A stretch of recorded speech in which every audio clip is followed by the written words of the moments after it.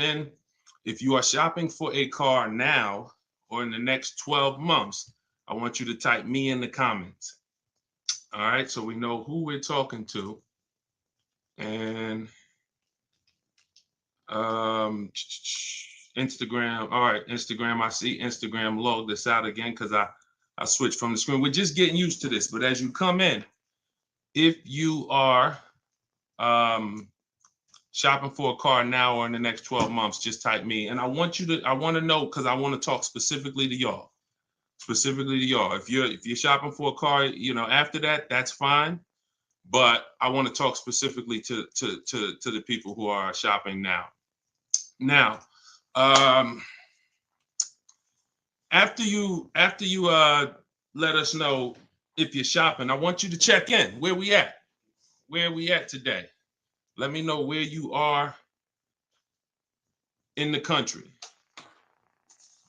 I like to do a roll call, check in. Where are we at in the country? Good to see you, Calvin. Good to see you, Catrella. Good to see you, Charlicia. Steeler Nation, St. Louis in the building. I see you. Okay. Hold on. Let me go here. TikTok. All right. Where y'all at? Let's. Okay. I see Dallas, Texas. I see Tampa. Hold on. I'm trying to see Chicago, Illinois, VA Beach, Utica. I see you. Check in. Where we at today? Where we at this afternoon, evening, morning? Come on in. All right. We got the whole country on here. And we got the whole country on here. All right. I want to welcome y'all to Car Q&A with me, Deshone the Auto Advisor. As you come in, if you could spend a minute or two with us, 5-10 minutes, an hour, you're going to get a lot of value out of it. We're getting ready to do some rapid fire Q&A. And we're going to be answering all types of questions about car shopping and what you need to know to make sure you're saving thousands on your next car and every car you get after that. So as you come in, if you're not subscribed, if you're not following, you will benefit from hitting that follow button. You will benefit from hitting the subscribe button, because we're going to be doing this live show pretty regularly to make sure that you guys have access to all the information. So before we get into Q&A, I want to give people time to come in. I also want to finish up the housekeeping. My new digital book, Car Shopping for People That Hate Car Shopping, is now officially released. We are doing a 75% off sale. It's normally $97. It's a digital book. It has links to videos. It has links to my scripts. There's no guesswork in this, y'all. I want to give y'all a process that y'all can use for the rest of your life without having to worry about, I want y'all to be able to guarantee your success. So if you're on Instagram, you can go to the Instagram bio. You won't leave the broadcast. Get your 75% off, because it's only available for a few minutes at 75% off. TikTok bio, and then Facebook and Instagram. Y'all can go to deshonsbook.com, or you can scan the QR code. So let's go. Let's get your questions going. I want y'all to enjoy using that book. Get your 75% off and enjoy not reading it, enjoy using it. All right. So let me see. Let's start bringing in some comments. Where's our first question? Do I have to get financing? Oh, by the way, in a few minutes, y'all, I'm going to be giving y'all a very, very deep look into a game that's going to help you understand leasing versus buying. So in about 5-10 minutes, we'll start that game, and you're going to love it. You'll never be confused on whether leasing or purchasing is going to save you more money after we play this. Do I have to get financing to lease a car? No, you don't. Whenever we lease a car, we are always using the dealer's financing department, their company, the bank that makes the car. And because we can't shop for our own financing, how do we make sure that they're not marking up the interest rate on the lease? Multiple offers. There's no way for you to make sure they're not marking up the interest rate on the lease without multiple offers. That is what reveals the true deals when you're shopping for a lease. So there's no interest rate to shop for, but we must protect against interest rate markups with multiple offers, because some dealers will mark up the interest rate and never tell you. They'll just give you the quote, and they're depending on you not shopping their competition to find out that they marked up the interest rate on the lease. All right. So when you get your offers, it's always with multiple offers. Shout out to the sharers. Shout out to everybody who's sharing the broadcast. If this is your first time on a live with me here, just type 1. Type the number 1 if this is your first time on a live. I'm near the end of a 3-year lease. Is it best to buy the vehicle or lease another? It's very rarely best to buy. Very rarely. Shout out to the first time viewers. Good to see y'all. Very rarely, if ever, good to buy your lease. I'm going to tell y'all why.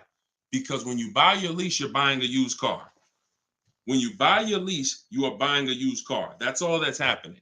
So, being that you are buying a used car, you need to know if would I normally buy a used car versus leasing.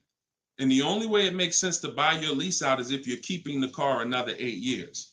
I'm going to tell you why. You've already had the car for 3 years. You've already had the car for 3 years. Most people, when you buy your lease out, you're getting another 5 or 6 year loan for the balance. So you're committing to 8 or 9 years of payments on the same car. This spills into bad lease deals.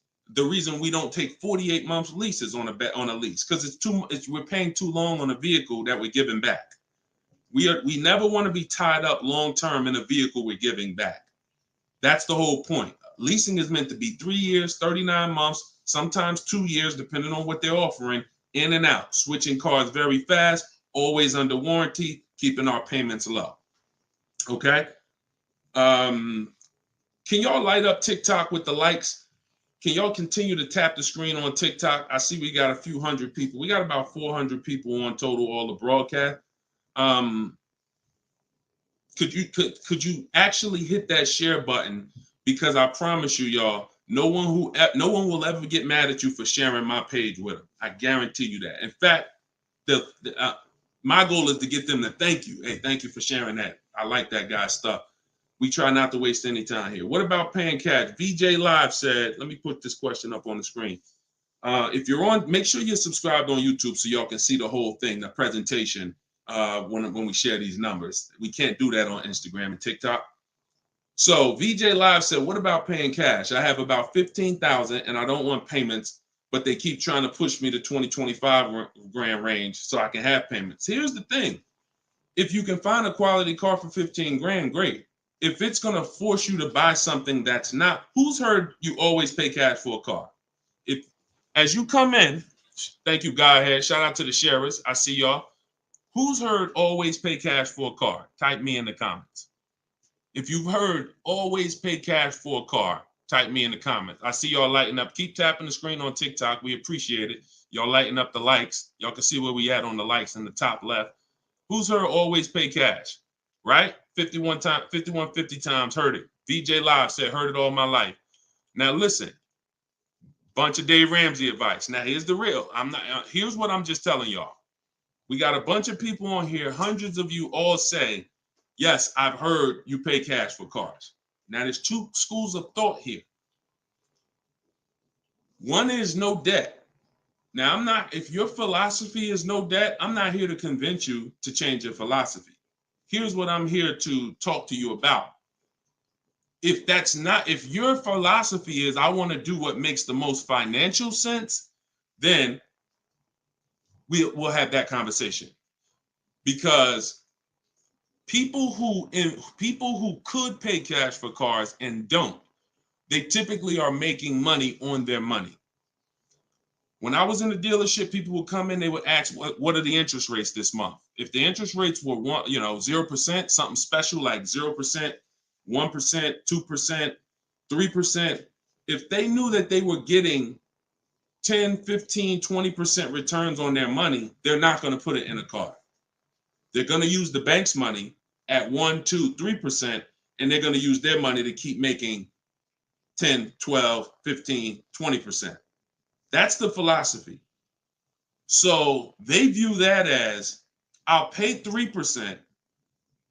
They view it more as a business transaction than as a leveraging money to make more money. See, some people will tell y'all people who don't pay cash for cars, they're into debt. But I'm here to tell you that when I sat with very, very savvy people in my career with Mercedes and General Motors, I had tons of people who could easily have wrote a check for the car. I want you to know that if your goals are to eventually get into making more money with your money, investing your money, getting 10%, 12%, 8%, trying to beat inflation, then you're going to have a problem putting your cash into cars. Because not only, if let's say we park right now, this is just as answering VJ Live's question, because I got it up on the screen here on YouTube and Facebook. He's asking about paying cars. And many of you, as you sit on the show, you'll see, Dad, that's a similar question. Many of you will see someone's going to ask the same question you have. When we start seeing that we can actually use the bank's money for less, we're gonna realize that when you put $20,000 of your hard-earned cash into a car, that money cannot make you more money.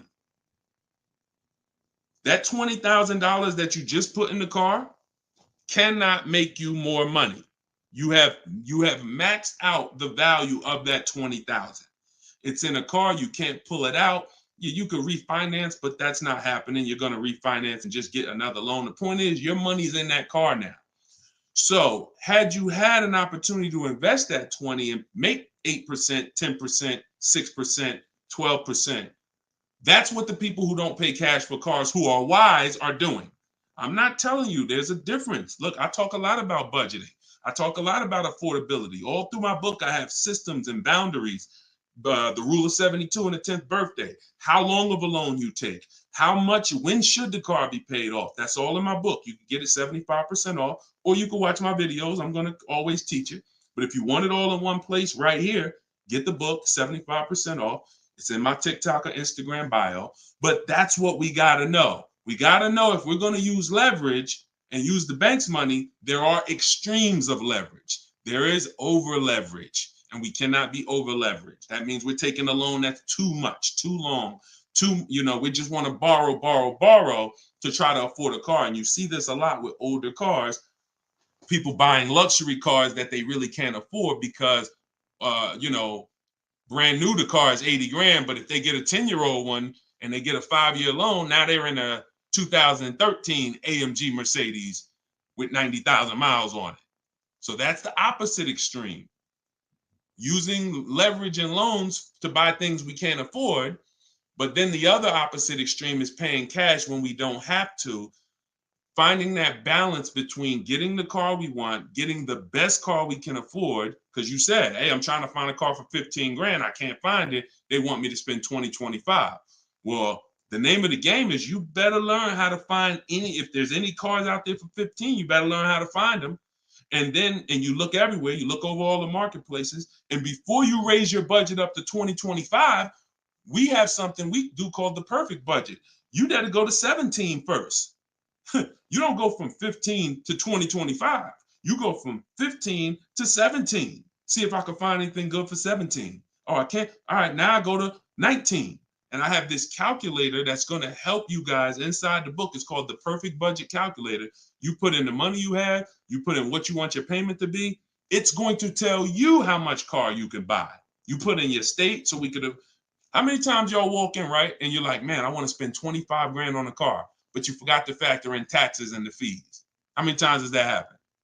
Type ouch if you've ever dealt with that. Let's be willing to be honest. You had a budget in your mind. This is what I want my monthly payment to be. This is what I want to spend on the car. Next thing you know, you're a little over that budget, or sometimes a lot over that budget, and you're leaving like, all right, I see you, 919 Mike. Thank you. I see you, Mika Larkin. Shout out to everybody willing to be honest. See, in order for us to really make sure we don't make these mistakes, we got to be honest of the fact we've made them. So that's what we want to do. We want a budgeting system that tells us when we can. You spend any more than this, and you're going to be over your budget. You said you want a payment of $400 a month. That means you said you only got $1,000 to put down, or nothing to put down. Here's what you can spend on a car. And when you use this perfect budget calculator, you're going to never go over budget. Because honestly, y'all, we don't want to be anywhere near our top of our budget. We want to be shopping under our budget. That's where I want y'all. Under your budget. That's why I said if your budget was 15 and then your max might be 20, 25 with a loan, all right, we got to go from 15 to 17, to 17.5 to 18. We don't just jump to 20, 25. But we need a methodical system to do that, to help us do that. How do I get out of an upside down lease? Jose, you can only sell out of it. That's all you could do. You could sell out of it. If you, no matter what, y'all, who's in a car that they want to replace and they think they're upside down? They may have some negative equity. This is all in the book. I would really like y'all, the reason why I'm doing the 75% off, couple reasons. The book just officially came out, but I really want y'all not having to remember this. Yes, this live rebroadcast is going to be syndicated. So no matter when you're watching it, the information is going to be valuable and applicable. But I really want y'all to have the book so that you can actually reference the information over and over again. Thank you, B-Bad. Thank you for this info. Thank you, SJF Racing. So, all right. Yes, 25 goes to 30 real fast. Let me show y'all something, and then we'll continue. This is where we are right now on Goodreads.com. We're rated 4.94. We've already received 27 reviews, 31 ratings, and the book hasn't been out yet. So if you go to Goodreads.com, if you're on YouTube, if you're on Facebook, you can see what I'm posting.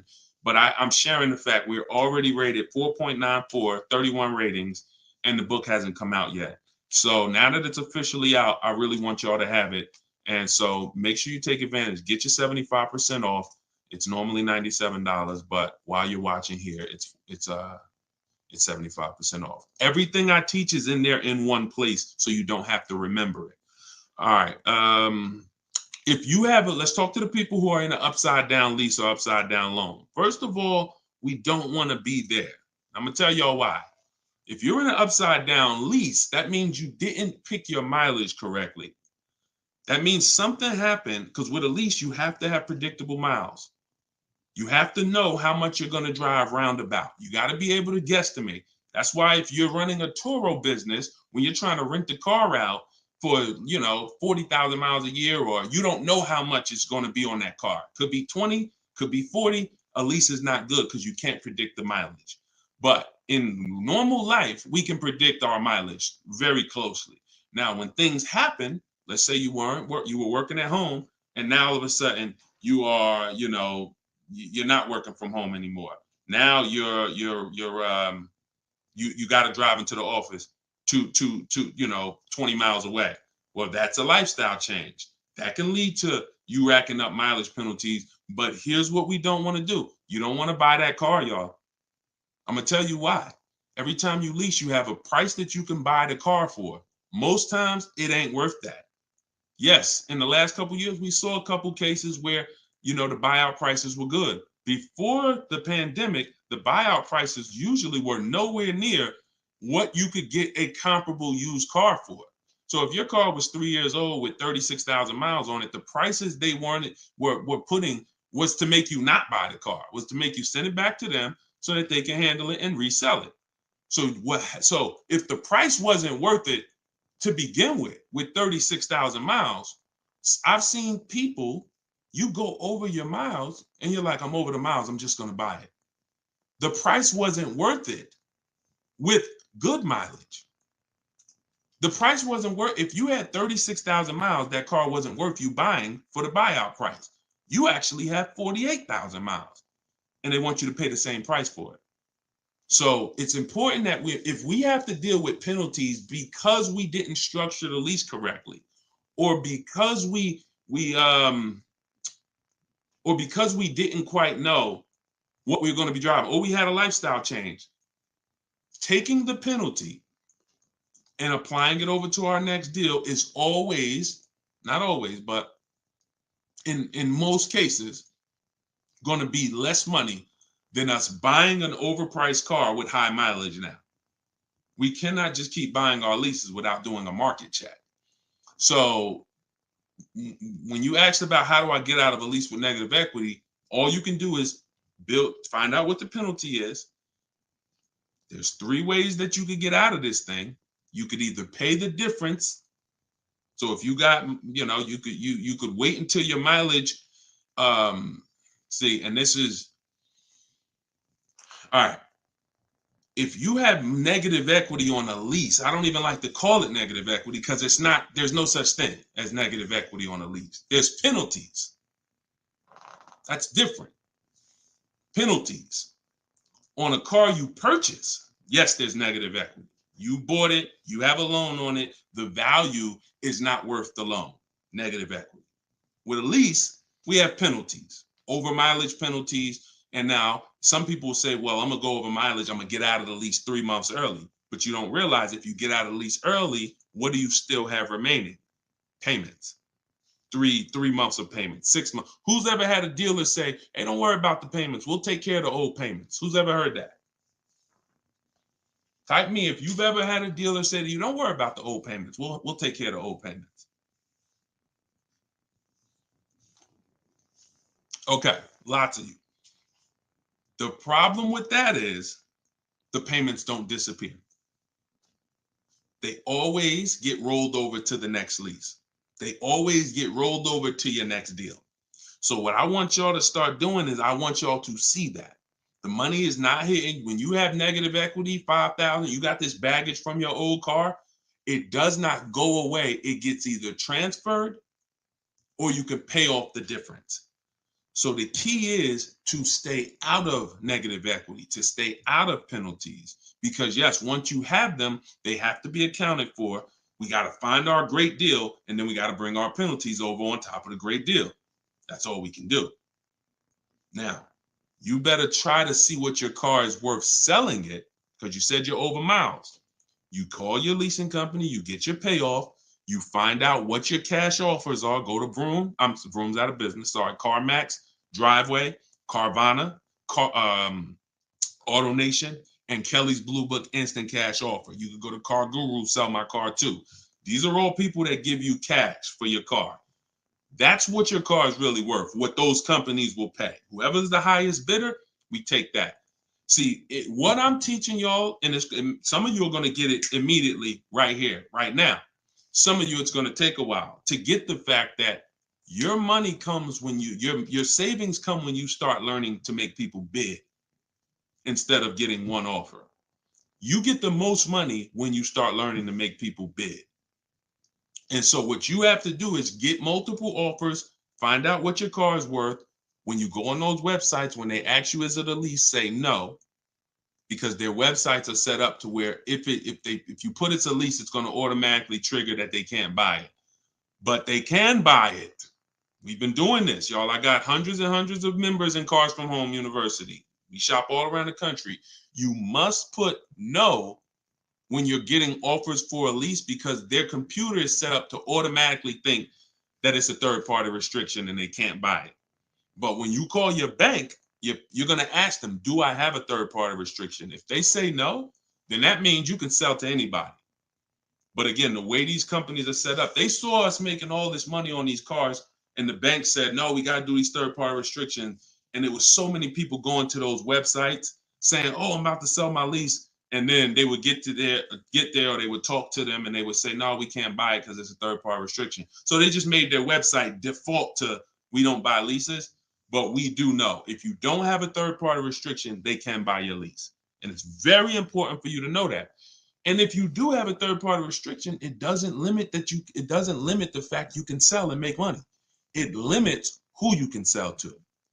When you have a third-party restriction, they say what they're saying is you can only sell your car to a dealer that makes the same brand. You cannot sell to a third party, Carvana, Driveway. You can't sell to them directly. You can only sell to a dealer. So what does that mean? I see y'all lighting up the likes on TikTok. Can y'all keep tapping the screen? Let's keep those likes going up. I see it. I appreciate it. And thank you to everybody sharing. So when you are, I just got off my point, but I know it was about selling. So multiple offers, y'all. This is all in the book, Car Shopping for People That Hate Car Shopping. Who has their copy? Who got their copy? We'll continue. We got some more time. We're gonna keep doing Q&A, but who got their copy of the book already? Who got their 75% off? I really want y'all using this. The book is affordable for everybody. Everybody. All right, especially at 75. Now it should show, make sure it's not showing the 97%, $97 price. That's the normal price. I see you, 5150. Okay. All right, I see you, Jimbo. Okay. Okay, I see you, Diane. I appreciate you. Okay, and I want y'all to use it. Don't read it, use it. That is like literally it's an action guide. That ain't a book you read and then you have a bunch of things you got to remember. I'm walking you through the process step by step. And again, everything I teach is in my videos. So I don't hold back in my videos, but I do want y'all to have access to all the information in one place. If if you don't want to cycle through all my videos to try to find it. All right, is it worth buying a car from Carvana? That's a great question, Danny. It depends on if it's the best deal in the market. Danny said, is it worth it to buy a car from Carvana? Now, you can put anything in there. You can put Driveway, any of these online sites, online car buyers, online used car sellers. But here's the game that we avoid. We cannot shop from them exclusively because here's what they try to do. They'll try to sell you a car based on variety. Hold on. My do not disturb should be on. My do not disturb should be on. So anytime you see,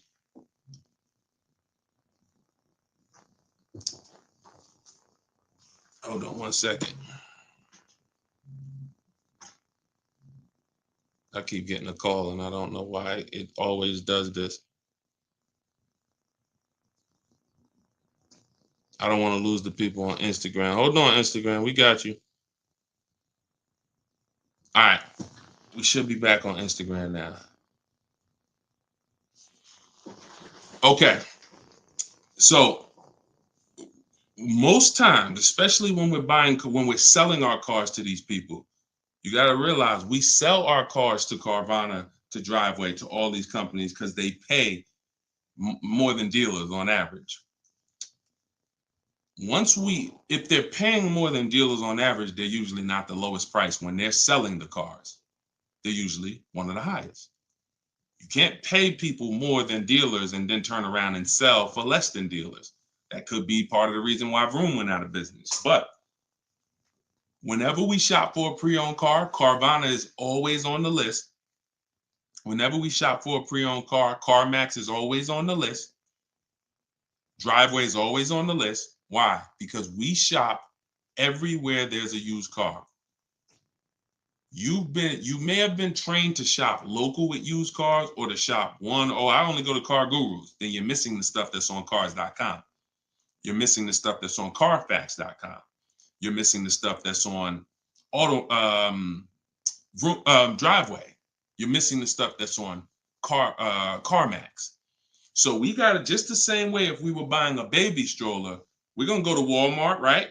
.com. We're going to go to Amazon, right? We're going everywhere, right? That's the same way we got to be when we're shopping for used cars.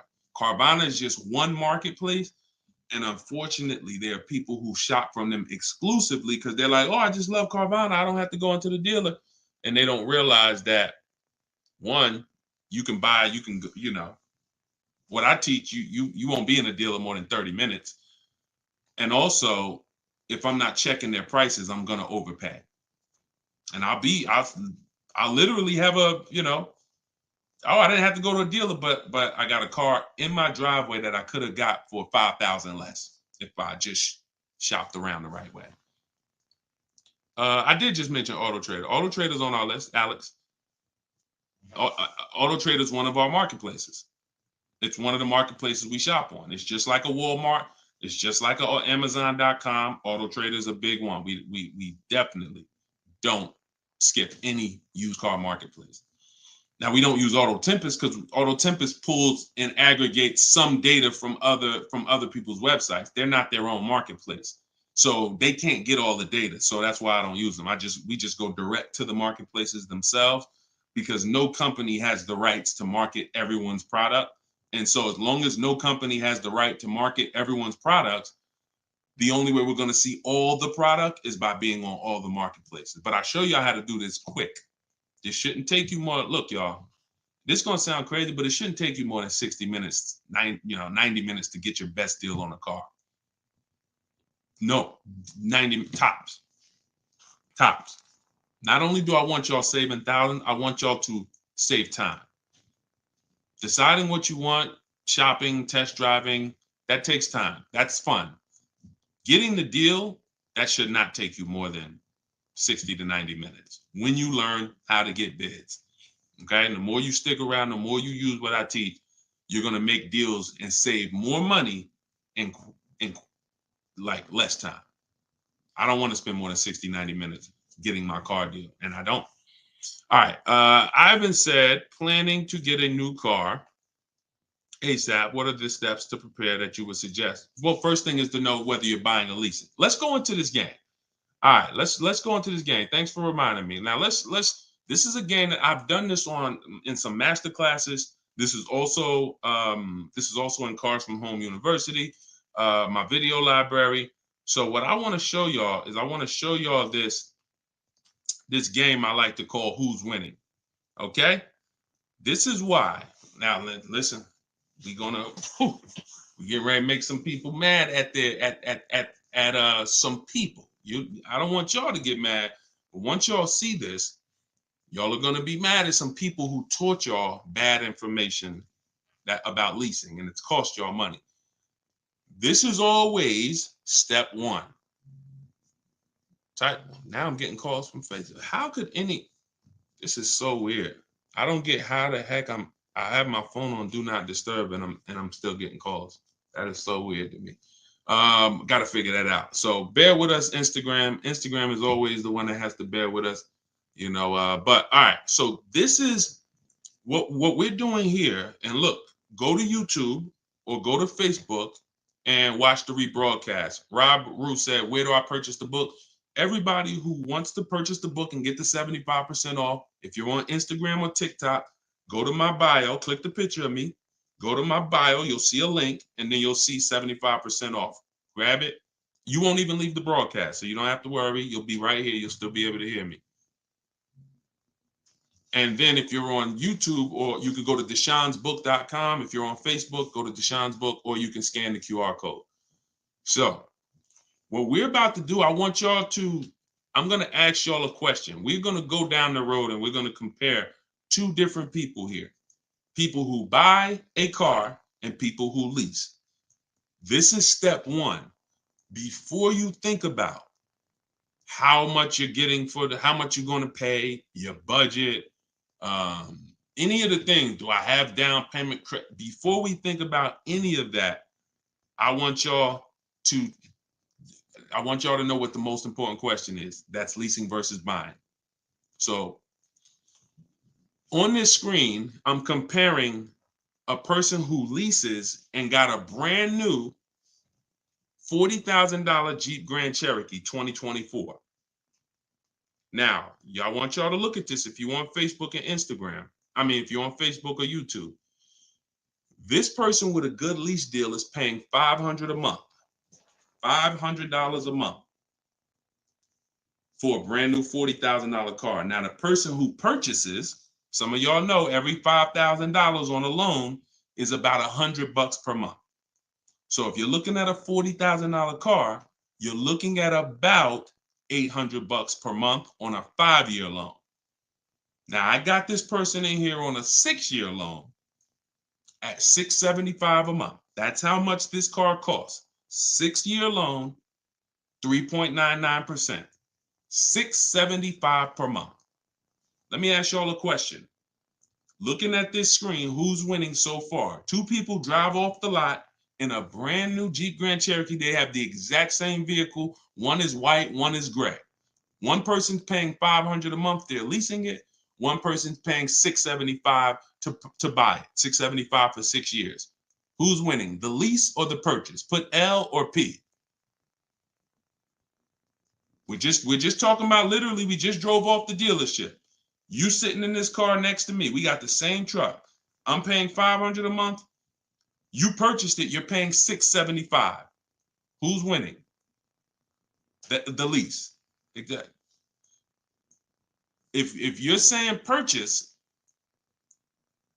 you're missing it. You and me are in the same car. I'm leasing the same car as you for $500 a month.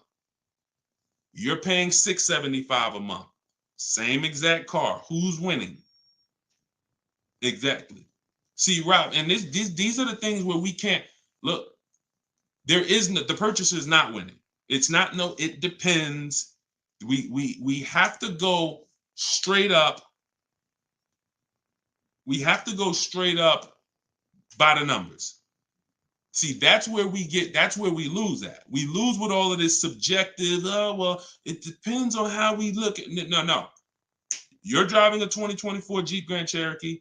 I'm driving the same vehicle as you. I lease it, and every month $500 comes out of my household. Every month $675 comes out of your household. We have the same exact car. Who's winning? The lease. Exactly. That's what we got. We're gonna go down the road. And listen, go subscribe to YouTube. Watch we're gonna syndicate these episodes. So you might be watching the syndication. It doesn't change the value. I want you to see that $500 a month coming out of someone's household is $175 less than $675. So the person who leased so far is $175 per month richer. Every month, the person who's leasing over here is $175 per month richer. Now let's go to the next slide. Now, 3 years later, person wants to buy. Person wants to buy. Now, here's the thing about the purchase. There's an amount you owe. On a 6-year loan, they would owe $24,000 at the end of 3 years. I've already done it. You can watch this. That's how much the balance on their loan would be. It would be $23,400. So that's the amount they need to break even on the car. Now, mind you, they've already spent $175 per month more than the person who leased. So they're $6,300 poorer. You can see they're $6,300 poorer. See, I want y'all to see that everything that you're doing when you're not leasing is trying to catch up to the person who got a great lease deal.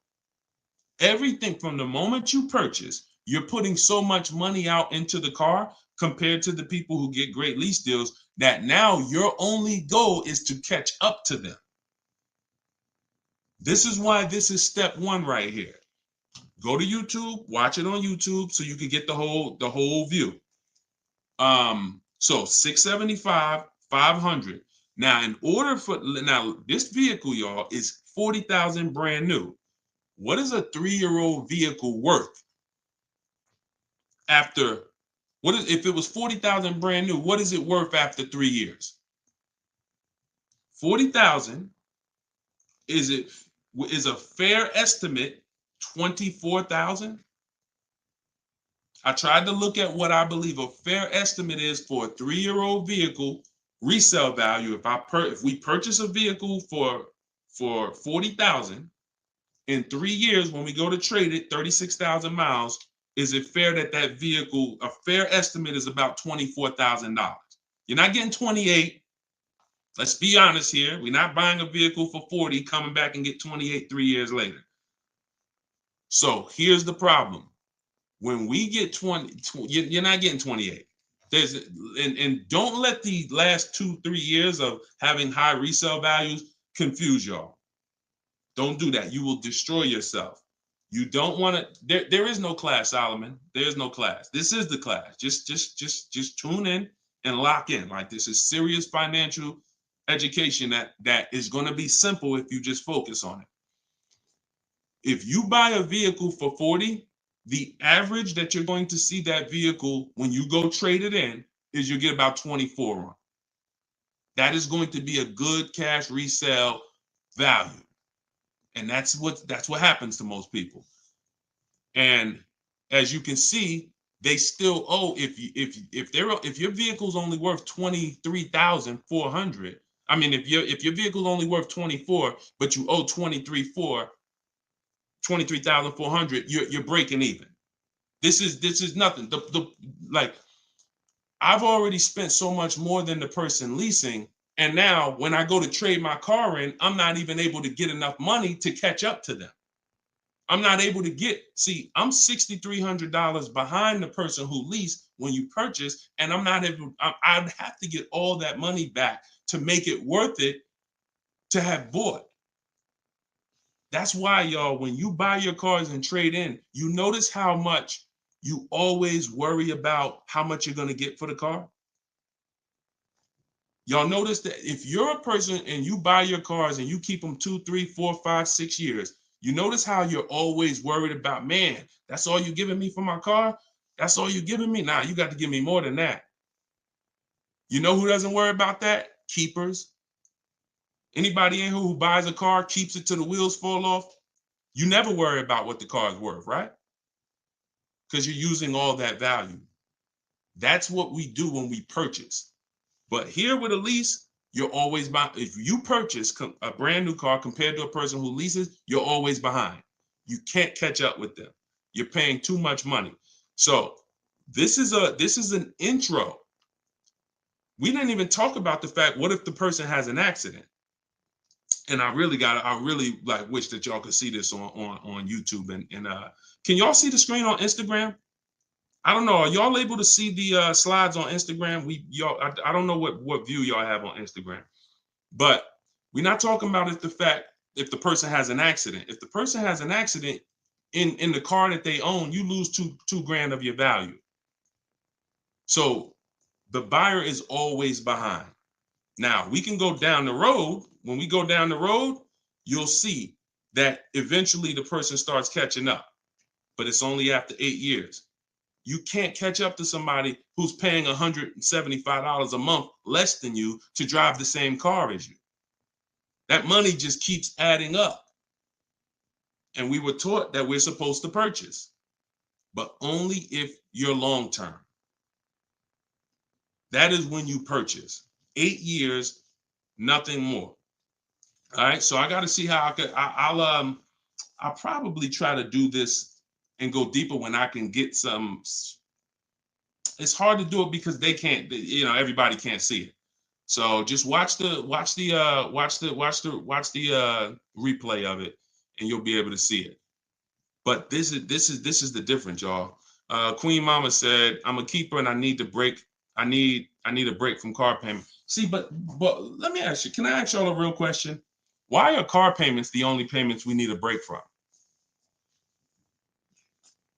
Let me ask y'all a very real question, because car payments we need a break from, but we're okay with cell phone payments. We're okay with insurance payments. We're okay with car insurance payments. We're okay with, this is like a cost of living. And I don't have a problem when it comes to financially, I want to pay cash for a car, and I'm just going to keep my debt down, and I'm going to make sure that, the interest rates are high right now, so I'm not going to look to borrow. I'm just going to pay cash. That's fine. Paying cash as a savvy move is like, the bank's money is too expensive. I'm not invested. I'm not investing my money in anything. I'm just going to pay cash. But why are car payments the only ones it's the only payment we look and say, well, I want to avoid that. We don't do it with houses.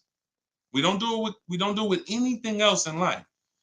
And sometimes it makes us get a bad car because we like, oh, I'm just going to save up $8,000. I'm just going to say. Meanwhile, if we knew how to properly structure our deals, we can get the best car for our budget, under our budget.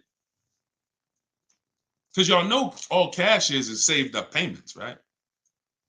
All people be like, oh, I'm going to pay cash. If you save up $20,000, that's just a bunch of saved up payments. Yeah, she said, I'm tired of house payments too. I understand. And again, if we have the cash and we can go and we can look, I'm going to teach you how to pay cash for cars if it makes sense. And if you have cash, that's great. We got to make sure we get the best price on the car. But at the same time, you need to know when it doesn't make sense to pay cash. If they're doing 0% financing on the car you want, why wouldn't we use the bank's money at 0% and let our money continue to make money, or continue to keep our cash free? So again, because there's nothing to justify it. There's nothing to make it make sense. Oh, I don't want car payments. I don't want any of the payments that I have in my life. But my goal is to get the best the best out of what I'm paying for. But yeah, it's a lot that goes into it. You got to make sure that those that's why, y'all, we got to shop below our budget. I need a break from rent. Yeah, we got to shop below our budget. Look, when we let people talk us into cars that are above our payments goals, that are above our monthly expense goals, oh, now we get tired of them. But if your monthly budget was 500 and you went in and you left with a great car at 450, 425, you ain't really tired of that payment. You're tired of the payment, right? Like, you're tired of the payment that's 700 when you really didn't want to go above 650. Now you're like, dang, I'm paying 700 for this car. Dang, I'm getting tired of this. When you're under, you don't get tired when you're under your budget. You get what I'm saying? Does that make sense? Type I don't know, $, if that makes sense. We only get tired of payments when they're over our budget. When they're comfortably within our budget, we're never tired of them. That's why we're fine. So, but we got to learn how to get the best cars for our budget, and that comes through multiple bids. You have no idea. And then it comes through leasing versus buying, which is what we've been talking about in this initial thing. In this initial thing. I'll try to get everybody on one stream, where y'all could all see, because I really want to focus on the people who can see the slides. And because I know I could engage with them because they can see the slides, and then but it's people who can't. So that's all right. We'll continue to adjust. But you got to know, believe me when I tell you, thousands of people have learned that the biggest issue of affordability for the cars that they're driving was the fact that they didn't understand leasing. Leasing is going to get you 30, 40% more car for the same money when you learn how to get great lease deals. All day long. So it's people who driving a daggone $50,000 car, they got a $900, $1,000, $1,100 a month payment. At the same time as people driving $50,000 cars, and look, this is their payment. I'm gonna show y'all something that's gonna blow your mind. You can't believe that this is a payment on a car. Right here, look. Greg is in our Facebook group. He's in our Cars from Home University program. He said, my first time posting here.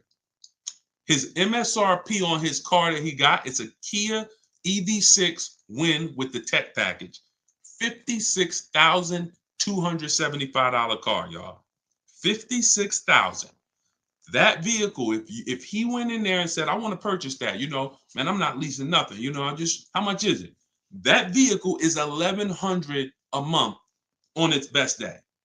5-year loan, $1,100 a month. If he stretches out the loan 6 years, maybe it's $1,000 a month. I don't ever recommend you go above a 6-year loan. When we get into structuring our deal, y'all gonna hear me talk about the rule of 72, 10th birthday.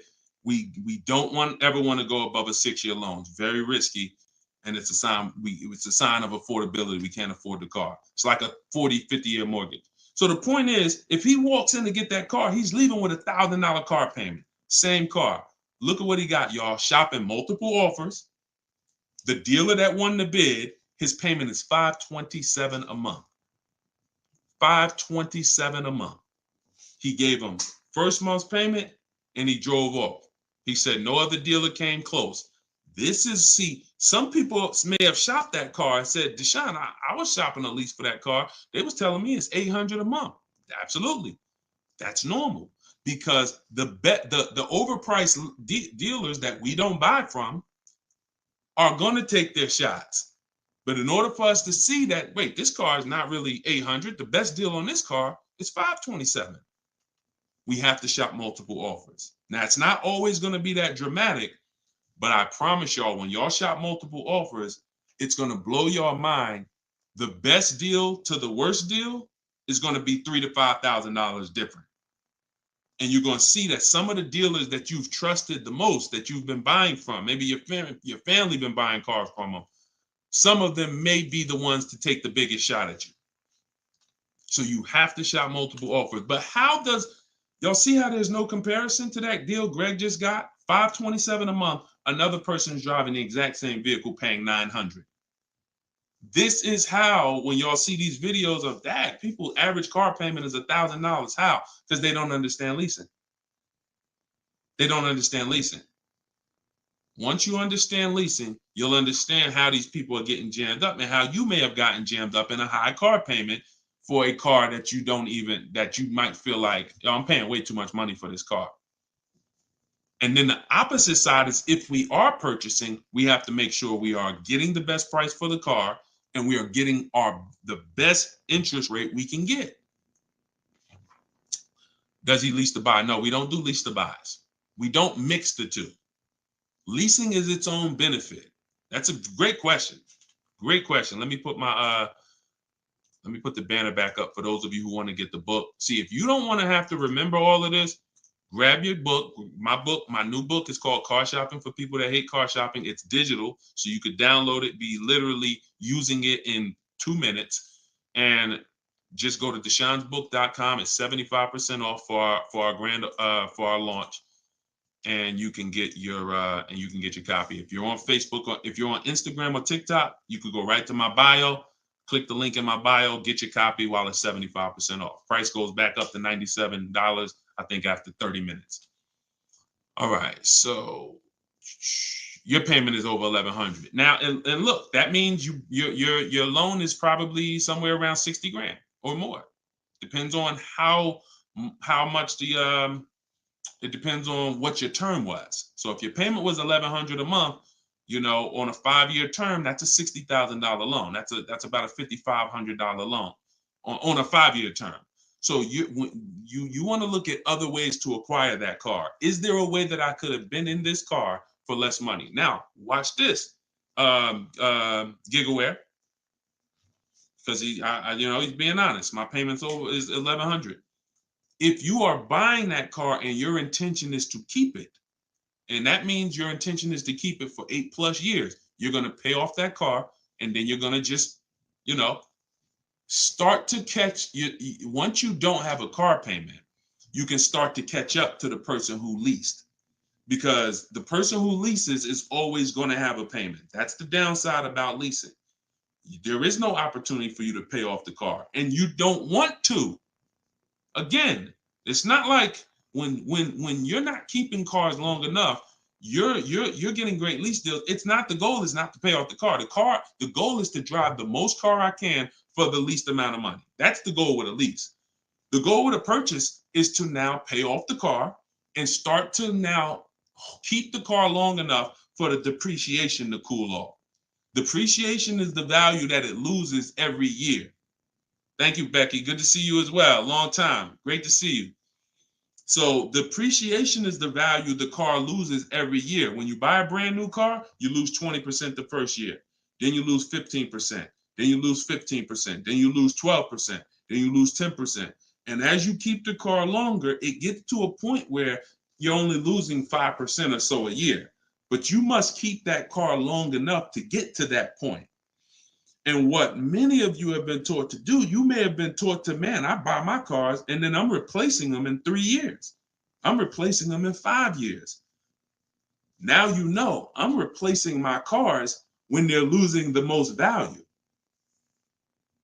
That's not when you want to replace a car. You now bought the car, it's losing value like crazy for the first 6-7 years. Now, perfect. It's going to cool off now. It's paid off now. Now I can start to recoup some of all that money that I put into that car. But most people don't do that. You may have been taught, I just go and get another car and I start the process all over again. So not only are you never getting to benefit, not only are you always having a payment anyway, you're not getting the benefit from all the money that you're putting into these cars. You're never allowing the depreciation to cool off to where you got no car payment and you just got a car out there and you can stack some of this money up. It just happens all the time. It's an issue of not understanding leasing. Leasing is for short-term people less than 8 years. Purchasing is for long-term people more than 8 years. And don't worry, we'll continue to go deep on this. All in the book. So anyway, anybody who wants to really know this and have it all in one place so they can use it, if you're shopping for a car now or in the next 12 months, you need this stuff right now. You know, I got tons of videos all over all my Facebook pages. But if you want all the information in one spot, get your book at 75% off. Just make sure that it's not showing the $97 price. Whenever you click to the website, make sure it's showing the 75% off price. So you can purchase off the bank loan. I don't know what you mean by that, Skinner. Is it smart to lease and then buy it out? No, see, and again, that's a very common question. Yo, what's the benefit of that? I mean, somewhere along the lines, we heard about leasing to buy. We don't want to, you're only leasing because you don't want to buy the car. You're buying the car because you want to keep it and take care of it for the long run. I see you, Dr. Coop. Congratulations. She said, I got the book. Enjoy it. Use it. Don't read it. Use it. And, I really can't wait to hear your success story. There's no reason. Look, when I'm going into a lease, and you got to have this in your tool belt. Some of you, your children are not going to keep a car 8 years. You're going to need to set them up to get a great lease. Yeah, you might be a person who like Deshone. I just buy my car, man, I keep it 10 years. If that's you, type K for keeper. Most times, if you buy your car, you keep them 10 years, type K in the comments for keeper. Thanks, Ambi. Said keep killing it. Appreciate you. If you are, the book is called Car Shopping for People That Hate Car Shopping. It's in my TikTok bio and it's in my Instagram bio. But I think you only got, it's 30 minutes. You could get it for 75% off. While everybody is on, you could get it 75% off. Okay, so keepers, you are not, you're not worried.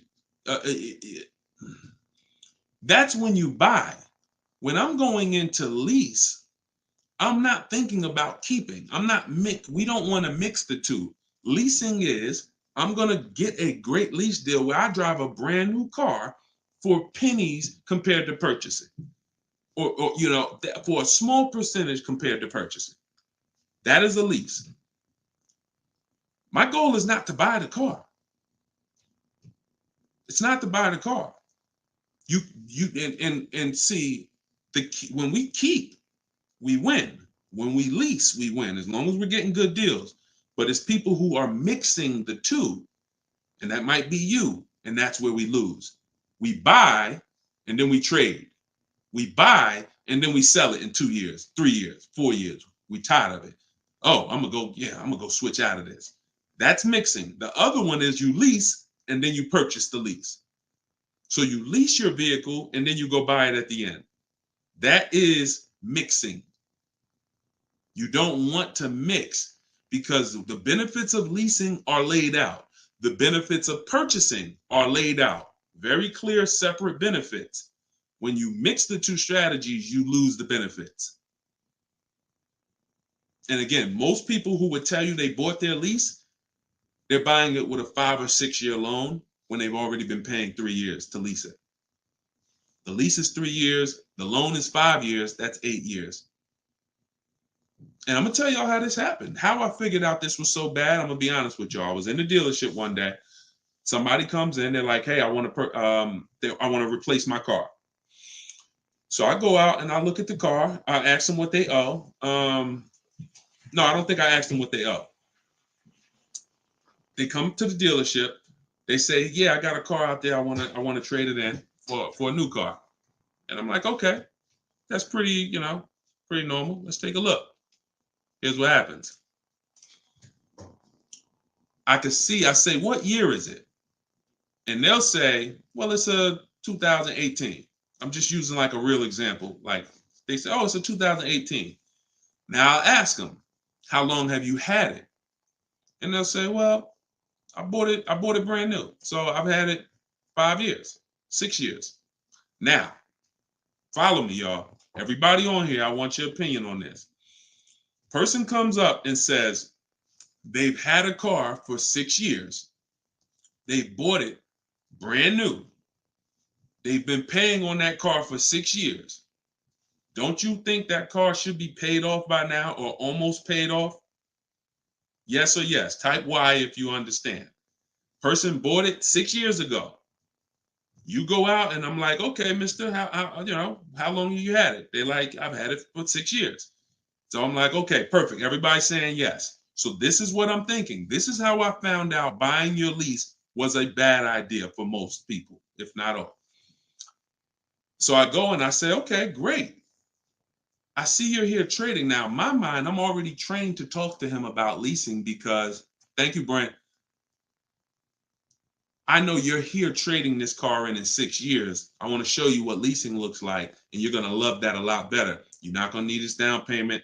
I'm going to be able to give you a check back for this equity in this car you got here. It's going to be all good. And I've helped some people do that. They come in and I show them the lease, and I'm like, you know, you keep just trading your cars, but if you lease, here's what, boom, that you could do. And then I'll give you this, you know, you get a big check back for your balance of your old car, all of that. So this is when it works, it's beautiful. But when it doesn't work, this is what it looks like. I'm like, I run in and I'm like, okay, your car is worth about $15,000. Instagram just logged me out. Instagram just logged me out of nowhere. I don't know what happened. Let's see if I could go back. All right. So now when it doesn't work, so I go out and I find, you know, the used car manager may tell me this car is worth $15,000, and I'm like, okay, perfect. It's probably paid off. Great. He's gonna get like a check back for like almost all that, and then he's gonna have a low payment. He's gonna love it. So I find out when I call the bank, I say how much you owe. He says, well, I don't really know. I call the bank. I'm like, okay, I'm calling for Mr. Jones' payoff on his, you know, such and such car. And the bank says, okay, yes, the payoff is $15,000. I'm like, wait, 15,000? How could he still owe 15,000? This doesn't make sense. I look at him and I say, the bank is saying you still owe 15,000 on the car. And I'm like, he's like, yeah, okay, yeah, I didn't know how much I had owed. I said, wait a minute. Didn't you tell me that you had this car since it was new? Yeah, and you told me you had it for 6 years? Yeah. How do you still owe? And he said, oh, I leased it first, though. What I did was I leased it for 3 years, and then I had bought it at the end. And I'm like, there we go. That's the problem. You leased it for 3 years. Most people, when they're buying their lease, they're going to put a 6-year loan on it, which means 6 years later, from the day you bought it, from the day you originally leased it, 6 years later, you've been making payments and you still have 2 more years of payments left. That's actually, I'm wrong. That's 9, 3 years of payments left. Happens all the time. So I literally, y'all, smart people on here, you'd never take a 9-year loan, right? Type never. You never take a 9-year loan. If you're enjoying, please subscribe to the YouTube channel. If you're not subscribed already, we still got probably 400 or 500 people on here throughout all the platforms. If you, whatever platform you're on, make sure you're following us, because this is the stuff we do. You would never, right? You would never take a 9-year loan. But the same adamant, we're adamant we'd never take a 9-year loan. We got to see every single time. Thank you so much. I appreciate the gifts on TikTok and all the platforms. We got to take every time we hear about buying our lease out, unless we're going to pay cash for it, which is another discussion. But most people are not. They're going to take a 5 or 6 year loan out. So as soon as you hear lease to buy, as soon as you think lease to buy, I want you to think 8 or 9 years of payments on the same car. That's why it's a bad idea. That's why it's a horrible idea. Okay? Now, if you are comparing, we had somebody in our group yesterday who was asking about buying his lease out because he's going to give the car to his parents and because they're going to keep it long term. And the value of the car compared to the value of a similar used car is a great deal. That's different. Buy it. Because all you're doing when you're buying your lease is you're buying a used car. It's your car. I used to help people buy their lease. Hey, they come out of the office. We switch the plates because we got to re-register the car. And I'm like, okay, so how was it? Now, they just signed up for a 5-year loan, 6-year loan on a car that they've already been in for 3 years. They're not really excited about it. You know, I've had the car for 3 years. At least when you go buy a used car, you're excited about it. You're excited. Oh, nice. It's new to me. But when you buy your lease out, you're not really excited. Thank you, man. Y'all going crazy with these gifts and everything. I appreciate it. So these are the things, like what I want y'all to have, as long as you stick with me and you learn what I teach, you're going to have clear boundaries that you operate in that always protect you. That's the name of the game. There's clear things I do. There's clear things I don't do. I know I have rules. I have boundaries. And what I want y'all to get familiar with is the 8-year rule. The 8-year rule is the first rule. It says if you're not keeping your car 8 years, you should not be buying it. You can't outlive the depreciation. You cannot outlive the depreciation compared to someone who purchases. Now, it's too much to go deep on right now. We'll go deep because I know some people thinking, oh, Deshone, but if I pay cash for a brand new car, I'll pay less overall. Yeah, but if you pay cash for a brand new car, you're still laying out all the money. You're still laying out all the money and you're still trying to get that back. You're still, oh, I paid 30 grand, 40 grand, 50 grand. Do you understand that a person who leases that same car, what would you rather be?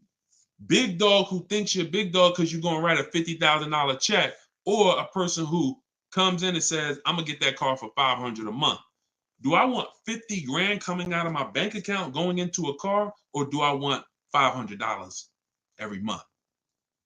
It's much more, it's a much more pleasant feeling to give a bank $500 every month to drive their $40,000 car than it is to say, okay, you want this $40,000 car, then you come give us a check for the whole amount and the taxes and everything. Now I'm taking the check out, boom. And again, there are situations where that's right, but I want you may have been somebody who's like, yeah, but I don't think it's right for me. And that's okay. That's okay. I'm not one of these people that's going to make y'all feel like you are wrong by using leverage and learning how to creatively acquire cars where it's a little bit of money coming out of your bank account every month versus what people have told y'all and how you should be buying cars. Thoughts about leasing luxury vehicles. It doesn't change, Dr. Doctober. That's a great question. He said, what are your thoughts about leasing luxury cars? Same principle, 8-year rule. I don't care whether you're leasing a G-Wagon, whether it's a Bentley you're looking at, whether you're looking at a Toyota Corolla, the 8-year rule is what applies. Because the 8-year rule takes into account the depreciation. If you look and say, that's a car I'm keeping for 8 years or more, you buy it. If that's a car you're not keeping 8 years, you're going to see you'll pay thousands less and drive a better car leasing it, even if you try to buy it used. So I'll need more than one broadcast to really go deep on this. I'm just getting familiar with how to use all of these tools where I can show you all stuff. But we'll continue to go deep on this. This is not a subject. If you've gotten years and years of bad advice, it's not always. Some of you get a breakthrough immediately, and some of you it takes more time because again, it's been beaten to your head, and people with loud voices who shout tell you this is what you do, or you never do this, or you always do it like this. You know, like who's heard somebody say never buy a used car? I mean, never buy a new car, always buy used. Who's heard that? Type of U for used. If you were taught you always get a used car, you should never get a new car. Who's taught that? And we got a couple more minutes. We'll stay on. We'll do some more questions. As long as y'all continue to share the broadcast and continue to stay tuned in, I see we still got hundreds of people on. Then we'll continue. All right, now let me tell you how. See. You either have to teach something that works for everybody, or what you teach will mess people up. If somebody says to y'all, every single one of you should be buying used cars, because that's what they'll say. Never buy a new car. Everybody on here should be buying a used car. So that means you think everybody in the country should be buying used cars, right? Yeah, absolutely. Nobody should buy a new car. Nobody in this whole country should buy a new car. Like, no, always buy a used car. Okay, perfect. So let's just say if you had your wish, everybody in the country will be buying used cars, right? Because that'd be better for them, right? Yes, if I had my wish, everybody would be buying used cars. Then here's my question. How do they become used cars then? How do they become used cars if everyone is buying used cars? I want y'all to think about this. If you had your wish, you could snap your finger, Mr. Financial Advisor, whatever you teach. How could everyone buy used cars? It's impossible. The cars come in new. They don't just, so if everybody was buying used cars, what's happening to the new cars? They're just sitting there. And then, so that's not a practical solution. How do we acquire? Who should be buying brand new cars? People who are going to lease them, and people who are buying new cars, who want to purchase, keep long term, and you could afford new. That's only if some people say, Deshone, I want to buy. I'm not leasing, I want to buy. I keep my car, but should I buy new or pre-owned? That depends on budget. That depends on, unless you want one specific from a year, sometimes it'd be like, oh, I want this special year. But if it's a case of, you know what, I can afford both. Should I buy new? Should I buy pre-owned? That's a matter of budget and preference. If I could afford a new one and I can keep it long enough to outlive the depreciation, then I'll buy new. But if I can't afford to get a quality vehicle for my budget, then I'll buy pre-owned. And some people want to treat themselves. Some people like, I only get a new car every 10 years, Deshone. I'm going to get something new. That's fine. That's fine. As long as it's long term, because time heals all wounds. We killing the likes on TikTok too. I appreciate everybody tapping the screen. Y'all still running the likes up. Appreciate it. Shout out to the subscribers. If you haven't subscribed to us on YouTube yet, please, we invite you to subscribe. This is what we'll do. You'll get notifications of when we live, so you can make sure you tapped in. I see you, Barbara. She said, I just bought the book. I appreciate everybody who got the book at 75% off. This is the launch. I'm excited. As y'all saw earlier in the broadcast, we're already rated 4.94 on Goodreads.com. We got 31 reviews. That book, Car Shopping for People That Hate Car Shopping, has been really changing people's lives and the way they shop. It's a tool. It's not something you read. It's something you use.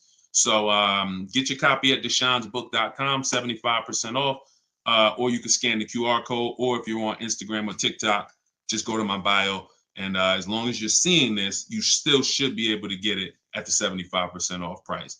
And it's immediate download. So, and you'll see as you read it, there's a reason I had to make it a digital book. I couldn't print it because it links to videos, it links to docs, I got scripts that it links to.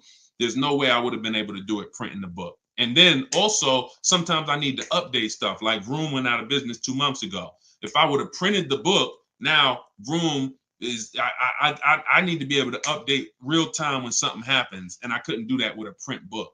I didn't want thousands of print books out there, and then something changes, and now I got to tell people, oh no, you got to get volume 2 now. You know what I'm saying? Thanks, Angelina. All right, so Dr. Coop says, I have a paid off Toyota. I don't want to trade it. Should I have a down payment? You don't need, look, if you can find a deal on the vehicle you want below your budget with no down payment, then do it. You said you have a paid off Toyota. You don't want to trade it in. Now, here's what I ask people. You put the vehicle to use, because if you're going to go and get another vehicle, then you're going to be paying for that vehicle. You don't really want, the only people I recommend have an extra vehicle is if you're a high mileage driver. Who's a high mileage driver? You're driving over 20,000 miles a year. Over 20,000 a year, type HM for high mileage. These are the only people that it benefits you having a paid off car like this. So sometimes it's worth it to buy your car, pay off the first car. And here's what I like. All right, so we got a lot of high mileage drivers watching right now. So I have a strategy in the book, and what you'll hear me talk about is really 2 routes for high mileage drivers, so that y'all can stop having all this negative equity when you come in to replace your vehicles.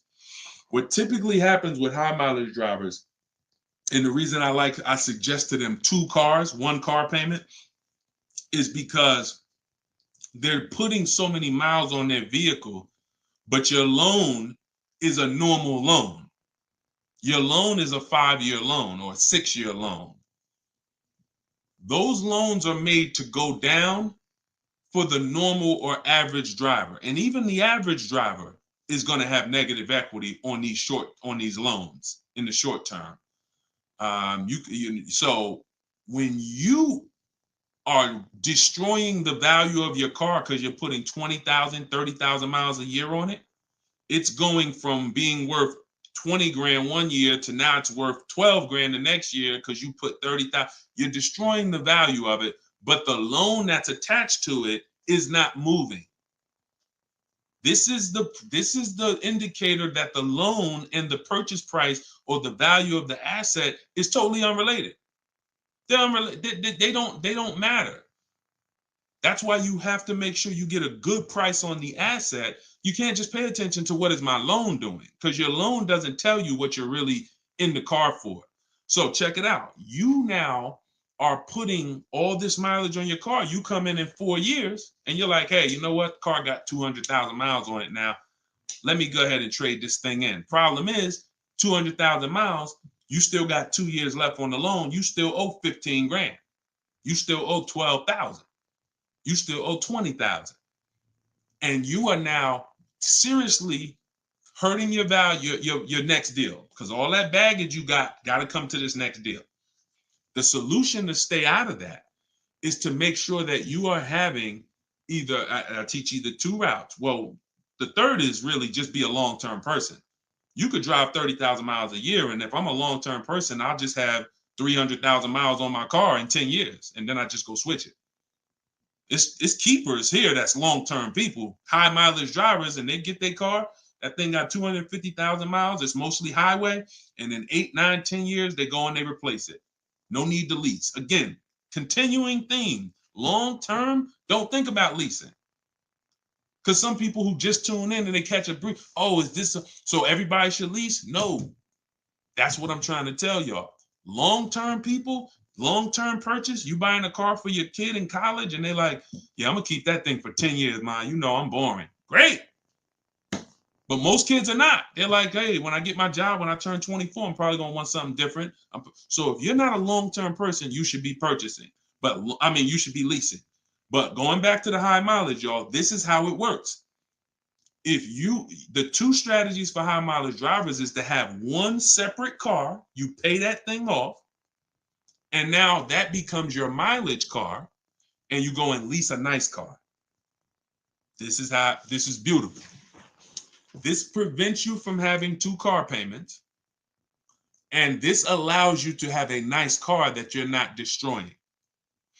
So you pay off that first car. If you're going to go this route, your first deal is a purchase, because you're going to get that first car, pay it off, could be new, could be used, but it must be quality. Pay it off. And as soon as that car is paid off, now I go lease my nice car. So I might be putting a high mileage on that first car I'm buying, but once I go lease my nice car, now I got a payment over here. My nice car is over here. And this is when I take out to dinner. This is when I want to go out and have a good time. I don't want a car that I'm just always putting, 30,000 miles a year on. Now I split it. And this has allowed so many high mileage drivers to continually be able to predict what they're going to put in these cars, because now they can't. You cannot predict how much y'all are spending on these cars, high mileage drivers. Y'all are losing so much on resale value.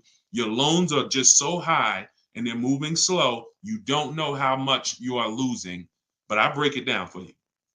It's thousands.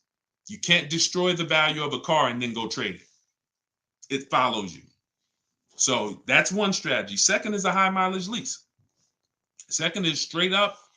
First time I experienced this, I had a guy came in and he was bringing back a lease with 75,000 miles on it.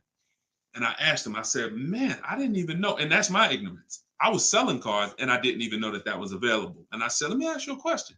How long you been doing these, like, what do you do? He's like, I'm in sales. Like I do 25,000 miles a year, every year. I said, okay, wow. And you lease your car? He said, yeah. Because I already know what a good lease deal is. I just didn't really take into account back then. This is probably 2015. I didn't take into account a high mileage good lease deal. And when he told me what his payment was, And he said, yeah, I come back 75,000 miles. I drop that thing off. I pay my payment every month. Now here's the thing. He might only be paying $150 or $200 a month more for his super high mileage. But that's much better than him buying the cold car, destroying the value, coming back and trying to trade it with 10, 15 grand negative equity. So strategy, you are not really purchasing cars with strategy until leasing and purchasing is in your tool belt and you know when to use which.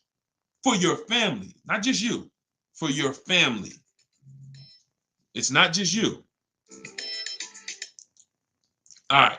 So great questions. So this is the type of stuff that's in the book. Everything's in the book. Whether you see me live, whether you see me on social media making videos, you're going to get all the information. You don't have to worry about, oh, Deshone is holding back info. It's not. Now, access to me, yes, I have access. I have a Cars from Home University where I coach people personally and we work together. That's access. But as far as the information's out there. It's how you want the information. We'll get it to you anyway. If you want it all in one spot, get the book, get Car Shopping for people that hate car shopping. Download it now. It's 75% off. Scan the QR code or go to deshonesbook.com or go to my Instagram or TikTok bio and get your 75% off copy. But other than that, you don't have to worry about not having the information. See, what y'all have had to deal with is how do we make great car deals? How do we not pay penalties when we don't have the information? But now the information's here. It's here for you. It's just you got to decide, how do I want the information? Do I want to look through all Deshone's videos? I got a video on every topic. More videos to come. They're not in order, and they're for different people. Some of you are going to purchase used cars. Some of you are going to lease. Some of you are going to buy a new car. Some of you are going to pay cash. Some of you have good credit. Some of you don't. So throughout all those videos, you got to sort through that. In the book, you're only following one path. When I do videos, when I do a book, it's like one path. Let's stay focused so that we can keep you on track. That's why it's step by step. Yeah, that's how the book is designed.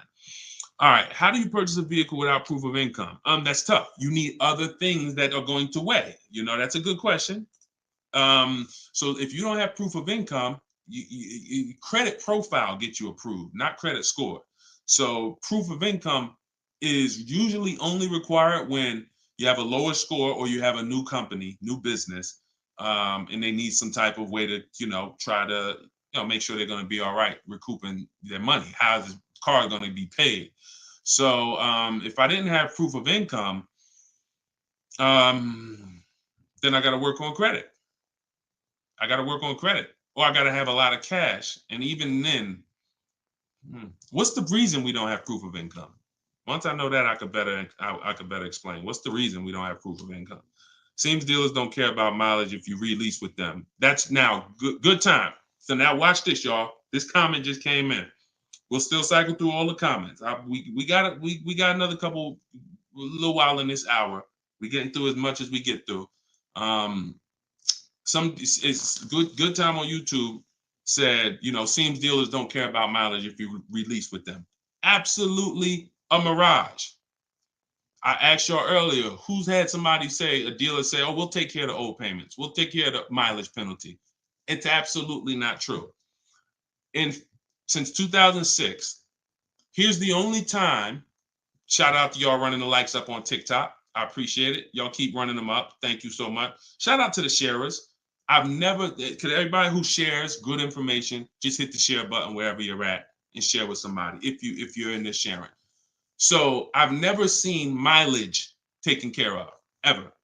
No program, no bank, no leasing company, and we've done thousands of transactions. I've never seen a leasing company say, we'll forgive mileage. Never. So that does not happen. Mileage penalties let's say we calculate a $2,000 mileage penalty, that gets rolled over to your next lease deal, and we're working that lease deal with that $2,000 accounted for. So whatever the deal is we're working you now, perfect, here's what it is. Make sure that $2,000 penalty is in there. You pay for that. Now, in some cases, very rare, there's loyalty programs where they waive some payments. Mercedes used to have this. It's since gone away, and they didn't have it on every vehicle. They didn't run it every month, where if you lease another Mercedes, we'll cover 3 of your old payments. So you could get out 3 months early, no penalty, but it had to be waived.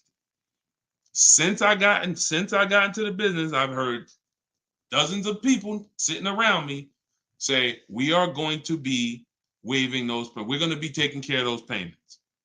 Mm-mm. Are you waiving the payments? Oh, what do you mean by that? Are you waiving the payments? See that, and we when you ask them that question, I don't want you to even go in looking to get out early. I'd rather you know what your deal is, so you can shop from home the way I teach, where no one has to reveal that information to you. No one is.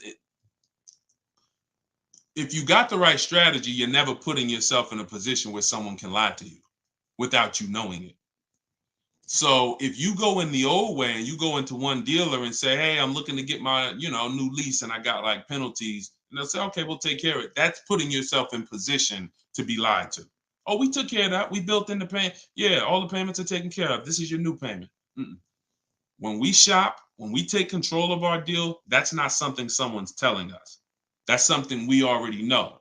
Because when we're over on mileage, we always want to see how much can we sell the car for. I was over mileage on my Jeep, sold it, still made money. Still made money. There's plenty of people who go over on their mileage and can still sell their lease and make a lot of money. Even if they break even, they avoid the penalty. So first is always to do our equity assessment and see how much we can sell the car for. And if we can sell it, we avoid the penalty. And then we're choosing payments. Do we get out early? Do we make the payment? You see, when getting out of your lease early, unless you sell the vehicle, y'all, you can't get out of your lease early. You're breaking a contract. So I don't want y'all I don't want y'all using language or comfortable with language that cost you money, because you've heard people say this for years. Oh, I'm just going to get out of this. No, you're going to get out of it and you're going to pay penalties for that. So because they've taught us, or you've been taught, oh, you can get out, no problem. You call the dealership, hey, you know what, y'all? I bought so many cars from y'all. I know I'm supposed to keep this lease for how many years? It's supposed to be 3 years, Mrs. Johnson. Okay, yeah, but I think I'm ready for something new already. All right, well, when can you come in, Miss Johnson? See, they're never going to say, just so you know, Miss Johnson, if you break the lease, the penalty is going to be, pretty significant, because you contracted for 3 years and now you're getting out. So we're going to have to roll over probably about $3,000 or $4,000 or $5,000 to your new lease. So no, they'll just come in, get you in, and all right, here's your new payment, Miss Johnson. You don't realize that I'm paying $100 more for this car than I could have been paying if I just waited. But because you've been taught to be a payment shopper, it doesn't matter to you. But somebody who's financially savvy, who's like, man, I don't want that extra $100 coming out of my house for the same vehicle. You're not going to do this. So we cannot ever believe what dealers say about penalties, about, oh, we'll take care of that. We find out, can we sell our car to avoid the penalty? Or if I can't, I either got to pay the payments and get out earlier, or I'm going to stay in it and just take the mileage penalty. That's not a bad idea most times, y'all. Sometimes people will call and say, yo, I'm going over mileage. And I say, okay, well, based on how you're going over, you'll only be over by like 2,000 miles. That's only $500. Oh, I thought it was going to be more than that. Nah, you're going to be over by 2,000 miles. Just, wait till the end. And then when you get your new car, build that 500 into the deal, and that's it. Or just pay the $500. Because very rarely are people, oh, I was supposed to drive 36,000 and I'm doing 100. That's just, wait, something went wrong here. What the heck happened? I can see you were supposed to do 36 and you did 40. You're supposed to do 36,000 miles, you did even 45. Maybe you got a different job. But I mean, how we have to structure our leases right, so that if you know you're a high mileage driver and you take a 10,000 mile a year lease, shame on you. Like, we can't do that. We can't do that. Some people, oh, I'll just buy it at the end. You're killing yourself. You're killing yourself. The residual value, you're going to put a ridiculous amount of money on those, or a ridiculous amount of mileage on that car, and you're going to buy it in 3 years with 90,000 miles on it for the same buyout price that was estimated from your 10,000 mile a year lease. They estimated this buyout price is for a person who brings the car back with 30,000 miles on it. Here's the price. And then you bring it back with 90 and you pay the same price. Oh, I'm just going to buy it because I went over on the miles. No, killing yourself. You're realizing the loss. So again, this is why we want to be in your life. This is why I'm doing my best to be in your life so that you can avoid these things. Anybody who really wants to have somebody, like we're set up. We've been doing this for 3 years as far as a company, providing education. So, I mean, whether it's hundreds, thousands, dozens, we're set up to make sure that everybody who wants to protect themselves and get the best deals are able to do it. Paula, got my book. Phenomenal. Use it. Everybody that got the book, thank you. I appreciate you, brother. Thank you so much, Lord. I appreciate you. We're going to be doing these lives regularly. I think, this is the best format. I like to come and interact and really answer questions and really show y'all, why I want you to start treating cars, buying cars and leasing cars, getting cars like buying small houses. Most people treat getting cars like going to Walmart and getting a TV, big screen. You come back home and you're like, man, it's like you get an itch, but you get an itch for a $30,000 decision or a $10,000 decision. When you start planning out your car purchases the way I'm going to show you, and you go in with a system and a strategy, the way that's taught in my book is 7 steps. First step is deciding whether you lease or buy. 7th step is delivery.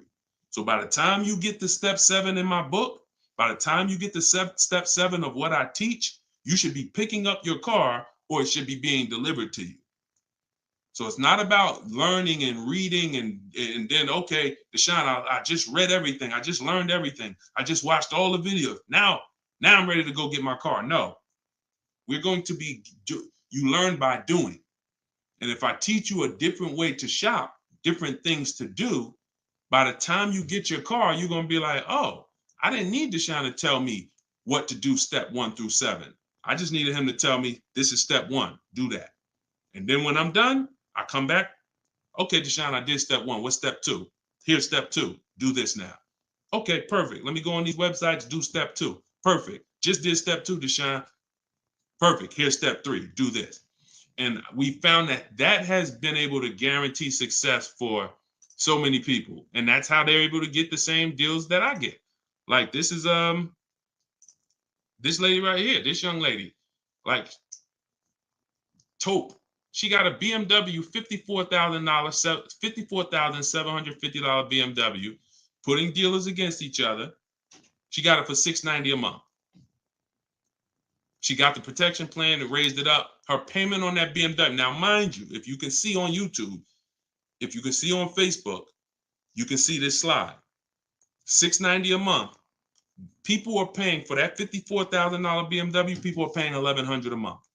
To go in and purchase that car, $54,000 is $1,100 a month with no money down because she didn't do any money down. $690. You see what I'm saying? Some of you might be looking, and quite honestly, some people may watch it because we're going to syndicate this. Whether you're watching this live or in syndication, doesn't change the value. You might be driving that same car, and you might be looking and saying, "Yo, I'm paying $1,000 a month for that car. She's paying $690. I put $8,000 down. She put no money down. We can't compare. You think Dave Ramsey, God forbid, and look, shout out to Dave Ramsey. I love what he teaches in terms of financial literacy. I love that he teaches people to invest and build for retirement and make sure I love that. But there's an area that he doesn't know what he's talking about, and that's when it comes to cars. See, look, credit is a big part of it has a lot to do with me helping you. Y'all don't hear me teaching credit. It's important. It's a complimentary topic for us to talk about. I talk cars, how to make sure you pay the lease for them. Yeah, maybe naturally. Let me get some credit tips too. Rodney, you could just go right to my TikTok bio, grab your book. It's 75% off. Click the link in my TikTok bio. You think she can ever listen to someone that tells her you shouldn't be leasing? She knows when to lease and when to purchase. She's not in love with that vehicle. She's not keeping that vehicle 8, 9, 10 years. So how can I drive this vehicle for the lowest amount of money in my household? I'm gonna shop all my offers. The dealer that wins the bid, I'm gonna see what it is. Oh, look at that. It's $690 a month. I'll take it. This is how we are going to keep thousands of dollars in our household. As things continue to go up, I need you guys to be spending, I need you not only to be making sure your cars are below your max budget so that every single month you're not growing tired and weary of your car payment. That means it just needs to be below your max budget. And then the second thing we need is to make sure that you are driving the best possible product for that money. You could be below budget and look at what you're driving for the money, and you're like, yeah, I'm below budget, but could I have gotten a better car for this money? Could I have gotten more car for this money? And I'm here to tell you that when you understand leasing, you're going to see there's no comparison. $690 a month for a daggone $1,100 a month vehicle to purchase. So short term, less than 8 years, we always lease. We never purchase. Now, in another episode, when we start talking about, in another segment, we'll talk about overpriced leases because every lease is not equal. Y'all gonna learn. We can't, every lease deal, even when you learn to shop, you must learn to shop. You must, because some 80% of dealers are overpriced on their leases. 80% of dealers who gave Tope a quote, let me come back from this screen. 80% of dealers who gave a quote to this young lady, Tope, on her BMW, were a lot higher. Some of you even saw it on the video. It said it when she wrote it. It said, man, all these other offers were a lot higher. That's how it's supposed to be. So you can't go back and forth with one dealer. You must reveal the best dealer, the best offer through multiple offers. So that's what you do. And you do that whether you're leasing or purchasing. And when you start doing that, you'll understand. That's in the book. That's what I teach. Bids. One-to-one negotiation is dead. I want y'all to eliminate one-to-one from we never do it. Because you cannot do that with any other item and win. You can't do it with jewelry. You can't do it with groceries. You can't do it with televisions. You can't do it with houses. One-to-one negotiations, you lose every time. You must see multiple options, multiple offers, and then we pick the best one. And what you see is that's gonna be done with loans we get, cars we buy, and cars that we sell. We don't trade.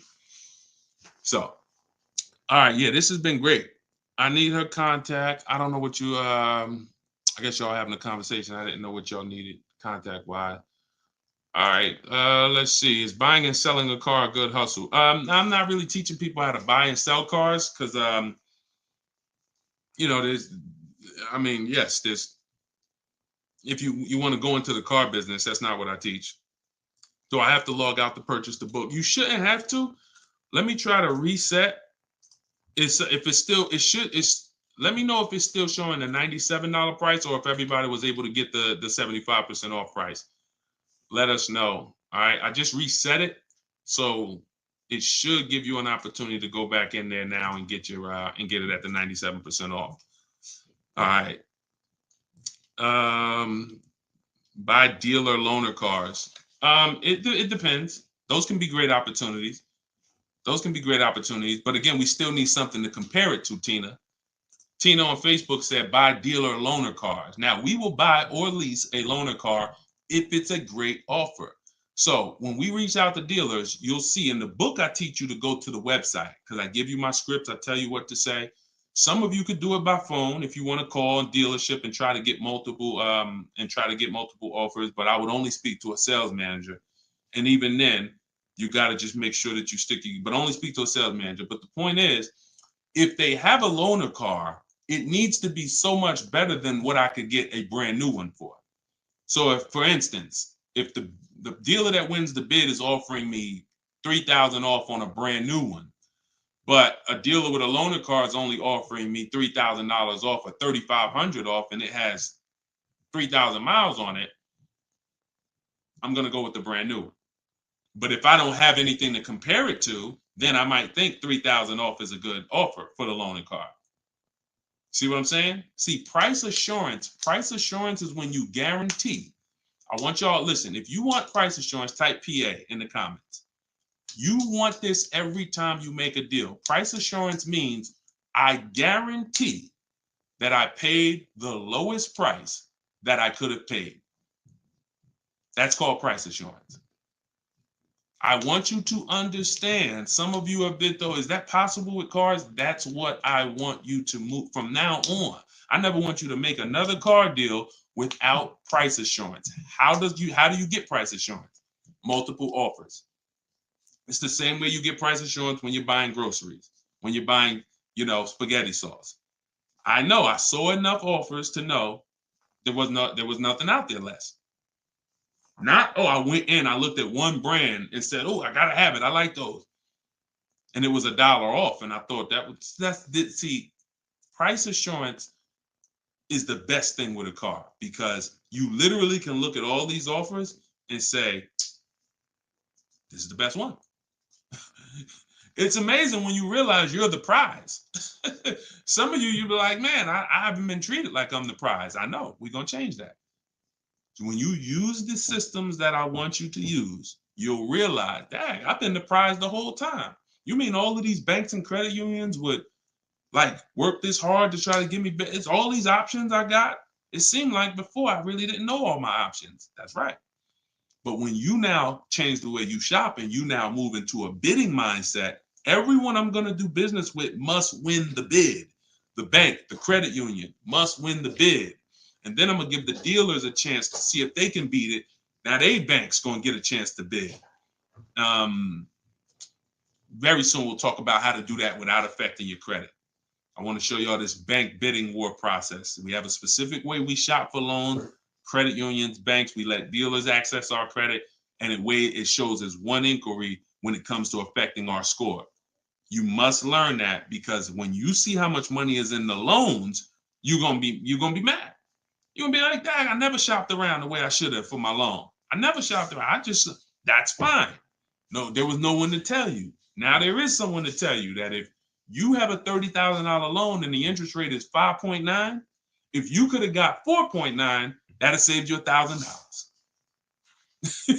You get what I'm saying? If you have a $50,000 loan, 1 point on the interest rate, save you $2,000.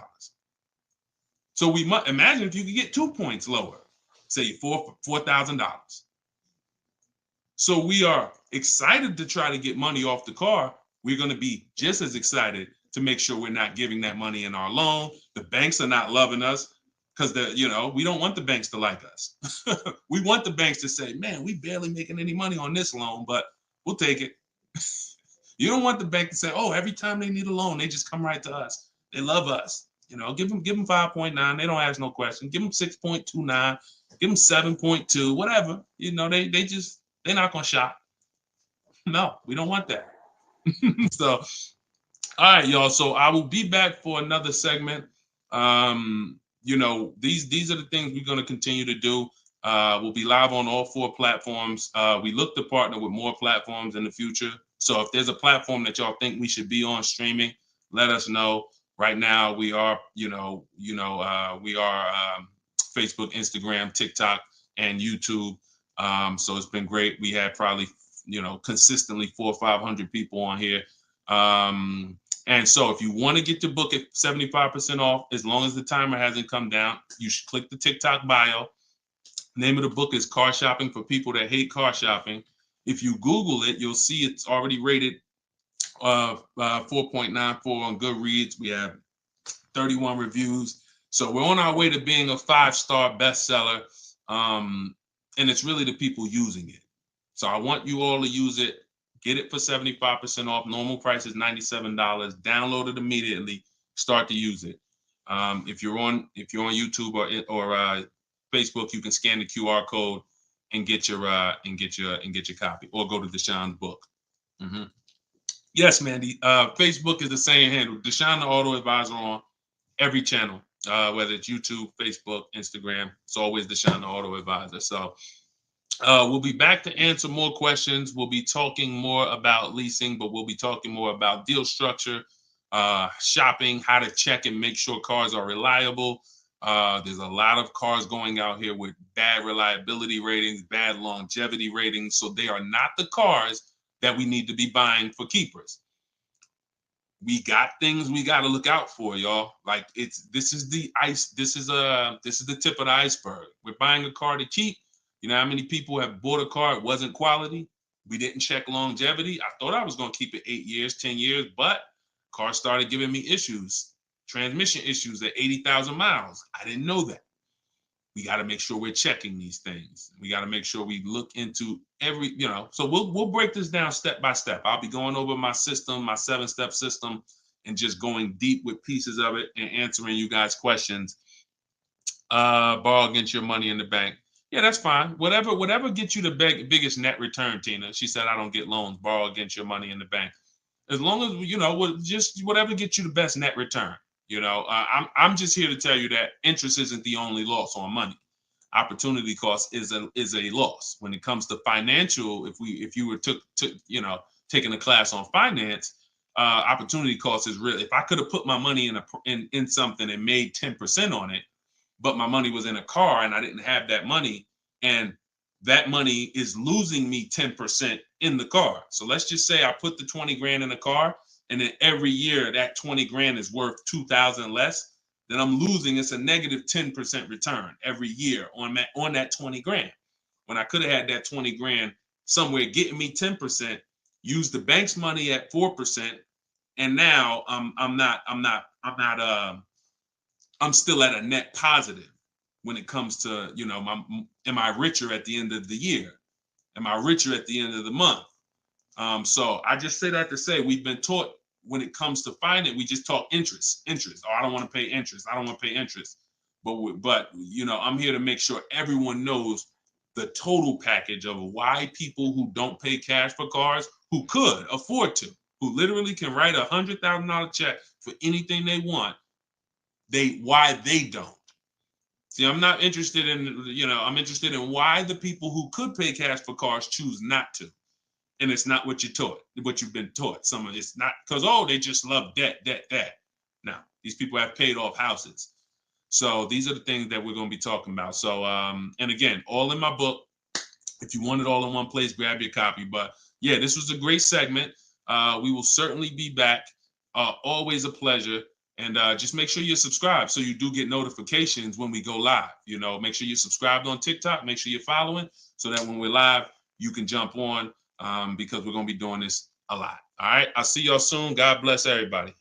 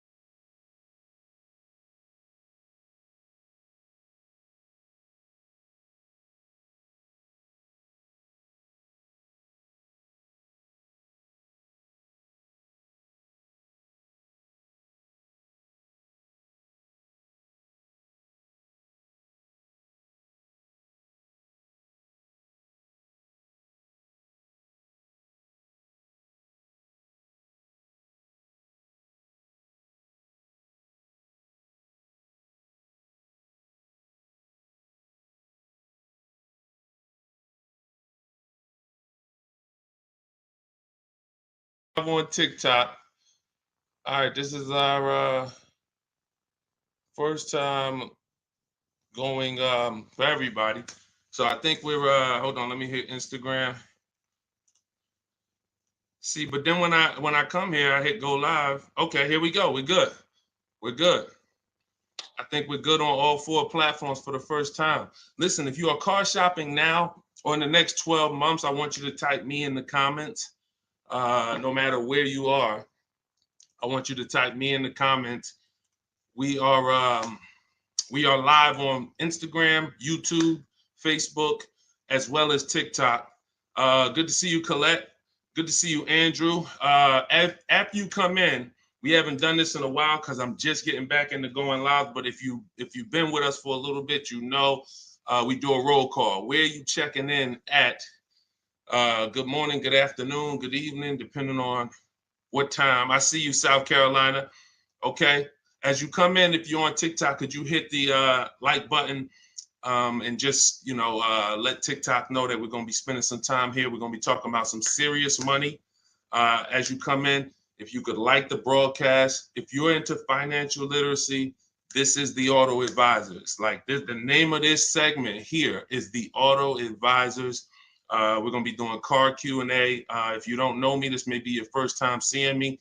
My name is Deshone. I'm publicly known as Deshone the Auto Advisor. I spent 14 years in the car business before I left in 2020 to focus on teaching people. I see we got Jacksonville, Florida. We got Houston. Okay. We got a couple hundred people on already between all the platforms.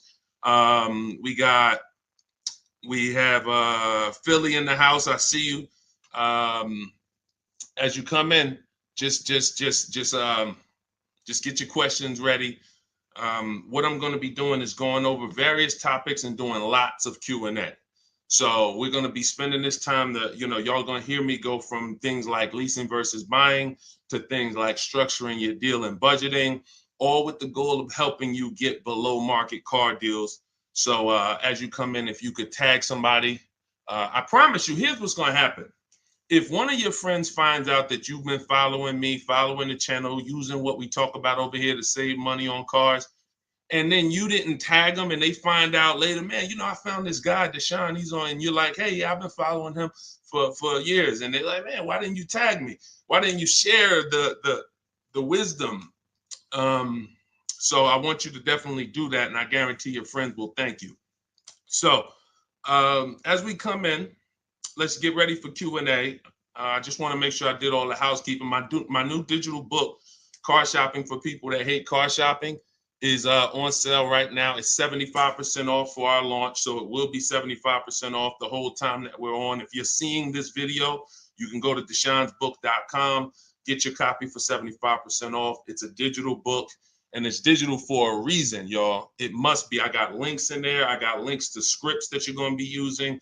I don't want you guys having unpredictable car buying experiences. I want to see you having very predictable, controlled experiences. And in order for you to do that, you have to know what to say. And so I'm going to be talking about all of that. We'll be talking about all of this while we're on. So let's get to the Q&A. I just want to make sure you know, if you're on TikTok, you could go to my TikTok bio, get your copy. It's on sale for a couple minutes for 75% off. And then if you're on Instagram, you could go to my bio. If you're watching online, you can go to Deshone's book, or you can scan the QR code. All right, so let's get into it. Let me just make sure I can see the comments on Instagram. Let's see if I go live here. And okay. Can you talk about, this is Kira from TikTok. She said, can you talk about turning in a lease vehicle to another dealership to lease their vehicle? Very good question. We don't want to turn in lease vehicles without making sure we can't make any money on them. Some people have asked, do we have equity in every car? Equity is not in every car, but you do need to check if you have equity before you return your vehicle. Here's how we do it. We're going to call our bank. We're going to get our payoff. We need to get our payoff. You don't want the residual value, because the residual value doesn't include any payment you have, anything. You need the payoff. And what that's going to do is tell you the price that you could buy the car for. Now there's a customer payoff. Can we light up the likes on TikTok, please, so we could get some attention and let people know we setting people free financially. If you on YouTube, if you on Facebook, if you could like the broadcast and tag somebody, I promise they'll thank you. So the first thing we're doing, y'all, we're never returning our leases. We are never returning our leases without doing an equity assessment. We got to check to see if we have any equity in our vehicle. We get our payoff. And then we're going to get at least 5 cash offers. At least 5 cash offers. What does that look like? That means you're getting offers from Vroom's out of business. Driveway, you're getting offers from, and I'm gonna tell you, when you do this, if you are selling a lease, you must put no when it asks, is the vehicle a lease? You must put no. And I'm gonna tell you why. The way these companies are set up, they're set up to buy vehicles. But in 2022, 2021, when they saw us making all this money selling our leases, a lot of the auto companies got the banks implemented what's known as a third-party restriction, which doesn't limit if you can sell your vehicle. It doesn't. It limits who you can sell it to. So we got to ask our banks, do I have a third-party restriction? And the way these buyers' websites are set up, the ones I just named, the Driveways, the AutoNations, the Kelly's Blue Book Instant Cash Offers, these are people who literally inspect your car, give you a check the same day, CarMax, Carvana, and we must get offers from all of them.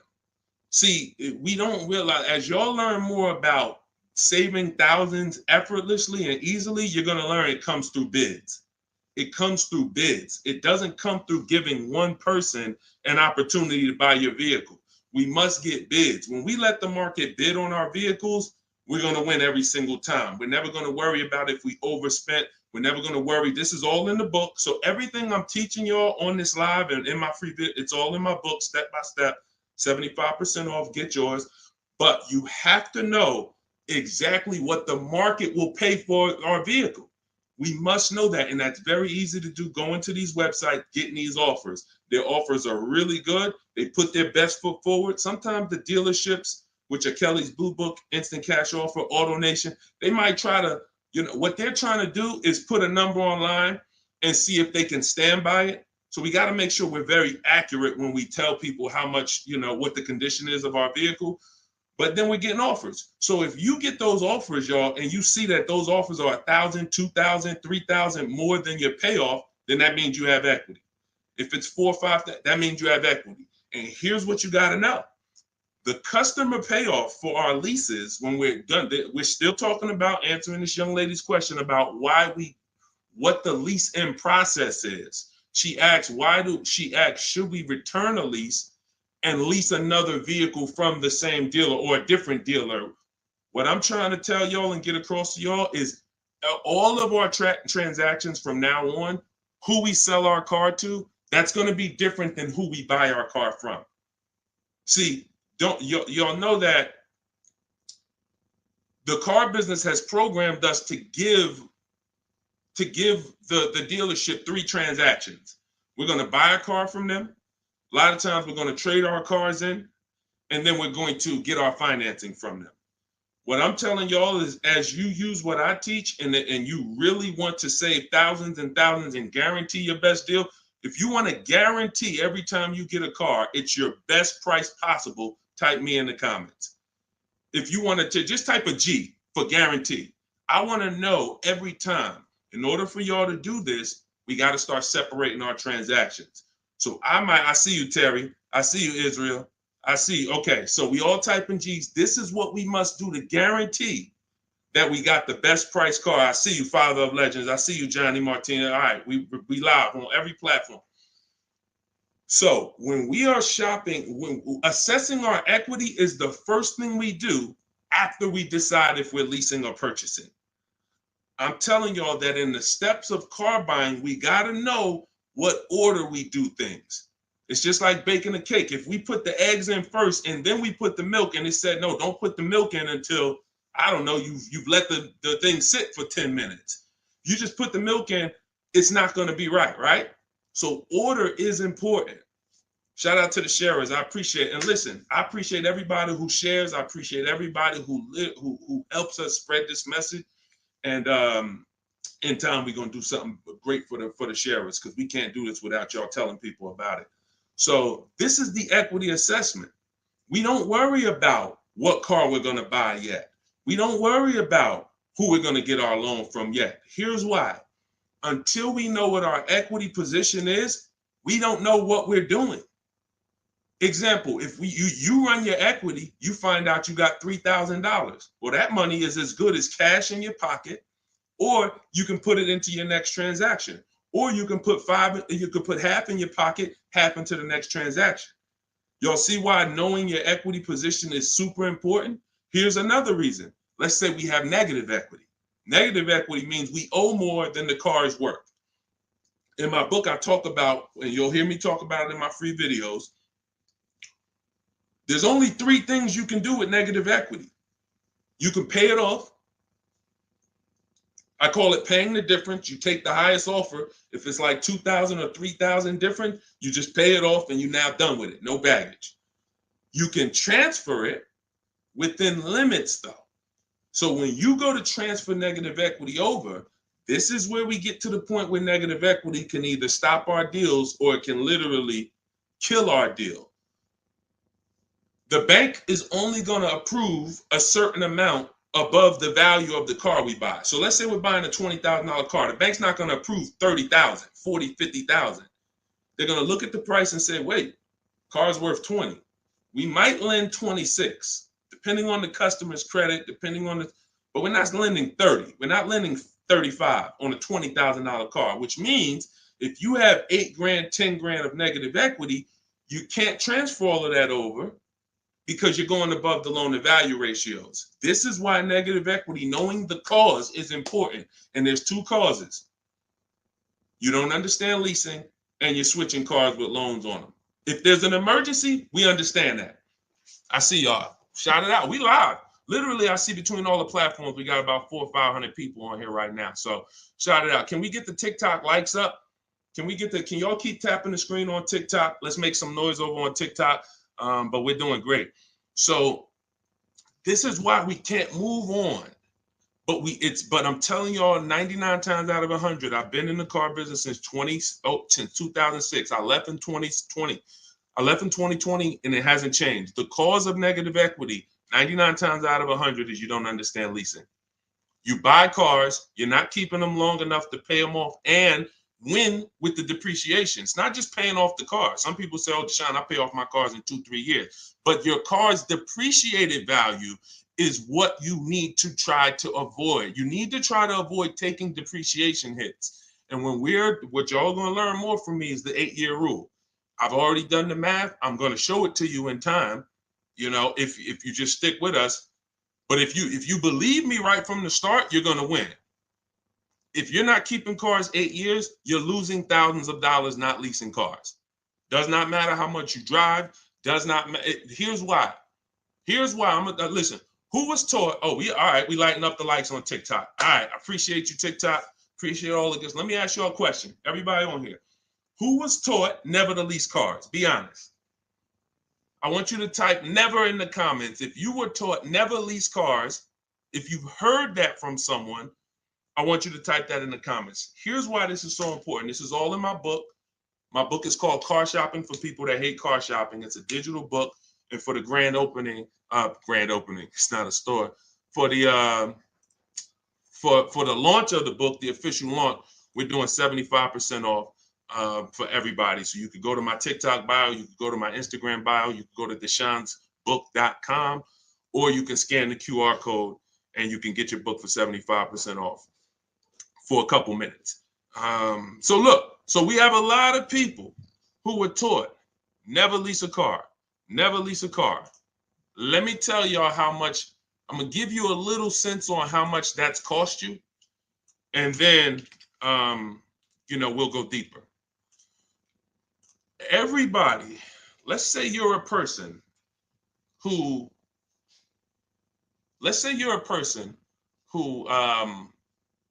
keeps their cars until the wheels fall off. We call those cars keepers. If your next car is going to be a keeper, type K.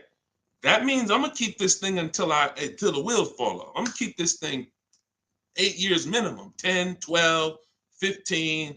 That's what I do. I see you, Abby. Now, the benefit about buying a car and keeping 8+ years is you get to outlive all the depreciation. Your car loses X% of value the day you get it. And whether you drive it or not, if somebody came and parked a car outside your house right now and said, "Hey, this car is worth $30,000. It's yours." Now you say, "I don't drive. I already got a car. I don't need it." You come out a year later, is that car worth $30,000? You didn't drive it. See, this is your first. You didn't put a mile on it. You didn't touch it. It just stayed out there. It was worth 30 when they dropped it off. Is it worth 30 today? A year later? Exactly. Here's what I'm telling y'all. That's the first deep lesson on depreciation. See, if you get that, now you're getting the clue of why leasing is not about how much you drive. People who say, "Oh, I like to drive as much as I want to, so I buy my cars because I don't want to pay for the mileage." Here's the revelation. You pay for the usage of the car whether you use it or not, whether you drive it or not. It's going down. The more usage you put on it, the faster it goes down. So leasing is not a matter of how much I drive. Leasing is, if I get a great lease deal, we're going to talk about that. All lease deals aren't created equal. And these commercials we see that say, "Hey, 3,000 down, 8," these are not lease deals. I'm going to show y'all some lease deals over, I'll actually probably show y'all one in the next couple minutes. Great lease deals are not advertised. They're made in secret. No one really knows about them. The great lease deals are not advertised. Great deals are not advertised. Great deals are not advertised. So you can't judge the lease pricing by what y'all see in these commercials, or it's not going to make sense to you. But when you get great lease deals, it is no comparison. The name of the game is, will I pay less with a great lease deal in depreciation than I would pay if I purchased that car? That is the name of the game. And when I look and see, all right, if I get a great lease deal, I'm only paying 30% of the car's value, 35, 40%, 45%. But if I bought that car, regardless of whether I paid cash, regardless of whether I got a loan on it, the asset, the value of the car is going to go down by more than that.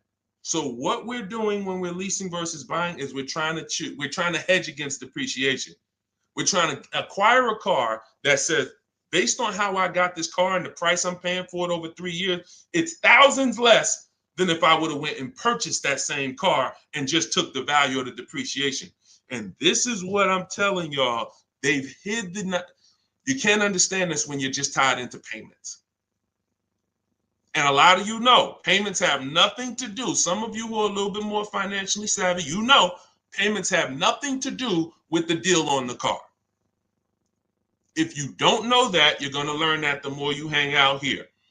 Payments have nothing to do with the price of the car, the deal on the car. That's just the financial tool. That's just what you've attached to the asset.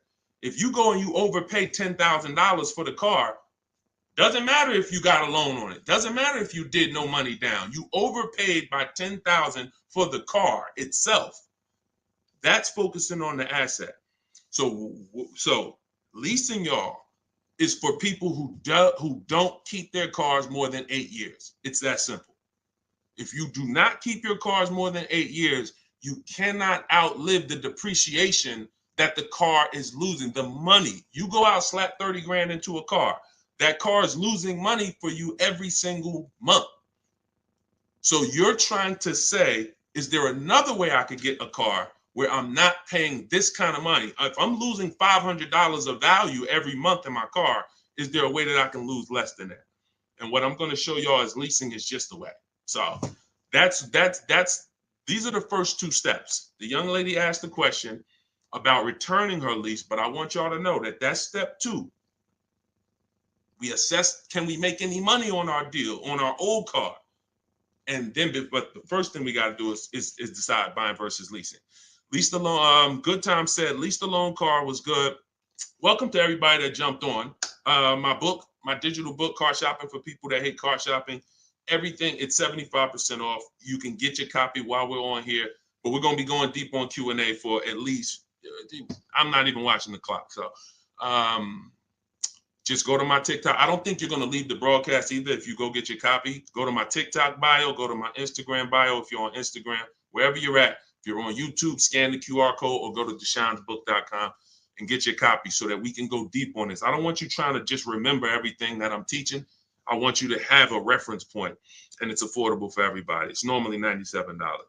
Okay, let's go. Things are way too complicated to fix now. I guess you're talking about when it comes to cars, electronics. Another reason people don't feel as confident keeping their cars like they used to is because the cars are getting a little bit more complex. It used to be very simple for you to find a good car, keep it 10, 12, 15 years. There's still cars out there that you can confidently do that if you make sure that you're checking the reliability of the car, checking the longevity of the car. We do this on Google. We have to make sure the cars we're buying are good cars. Then we can certainly avoid, you know, a lot of these cars. But yes, that is a lot of people don't feel as confident keeping cars long term as they used to. How about a lease to buy at the end compared to straight out buying? Cousin Al, that's a good question. He said, how about buying a lease to purchase? Who's heard of that? Who's heard that term before? A lease to buy on a car. You may have heard it with a house. If you've heard that, if you've heard that, let me tell you why that's a bad idea. We're mixing two strategies. See, there's nothing better than for the long-term person than us buying a long-term car, making sure we pay less than everyone else. That we're gonna do that. We're gonna get you stay around me. You learn from what I do, what I teach. You're gonna get below market car deals, new cars, leases, pre-owned cars. The best way to save the most money on a car is to buy it. You could decide new or pre-owned. It's really pre-owned, and you keep the thing 10, 12, 15 years. Because your cost per year is going to be so low. When you look at how much money you paid for the car over the long run, it's going to be like, wow, I only paid $2,000 per year, or $500. The longer you keep. The second best way is buy a new car. Keep it forever. Brand new, keep that thing 12, 15 years. But most people are not doing that. And if you're not going to do that, that doesn't mean you can't switch up. But if you say, Deshone, for my next car, can we keep sending the TikTok likes up? If y'all are enjoying this, could y'all please hit the like button? We got probably 400 or 500 people on here still. If you could hit the like button, that would be great. And I see all the gifts. Thank you. Everybody who's sending roses on TikTok, gifts and all of that, stars. Thank y'all very much. But what you got to know is, what is the strategy for this next car? Is that 8+ years? Then I'll buy it. There's nothing better than that. I'm going to buy it. But you got to realize buying comes with what, y'all? Maintenance, upkeep, repairs. That's what it comes with. But we win when we buy. We win 8, 9, 10, 15 years later is when we win with a purchase. You don't win with a purchase 3, 4, 5 years because the person who's leasing is paying so much less than you. If they got a great deal, they're paying so much less than you to drive a brand new car. It doesn't, like, you don't win. You can't win. But in the long run, you will. So you got to ask yourself, this next car, is it 8+ years or is it less than 8 years? And if it's less than 8 years, then I got to go to my lease strategy. And that could be for my, you know how many people out here, y'all, they're like, oh man, I buy my cars, I keep it till the wheels fall off. I'm not leasing. Yeah, but what about your spouse? What about your children?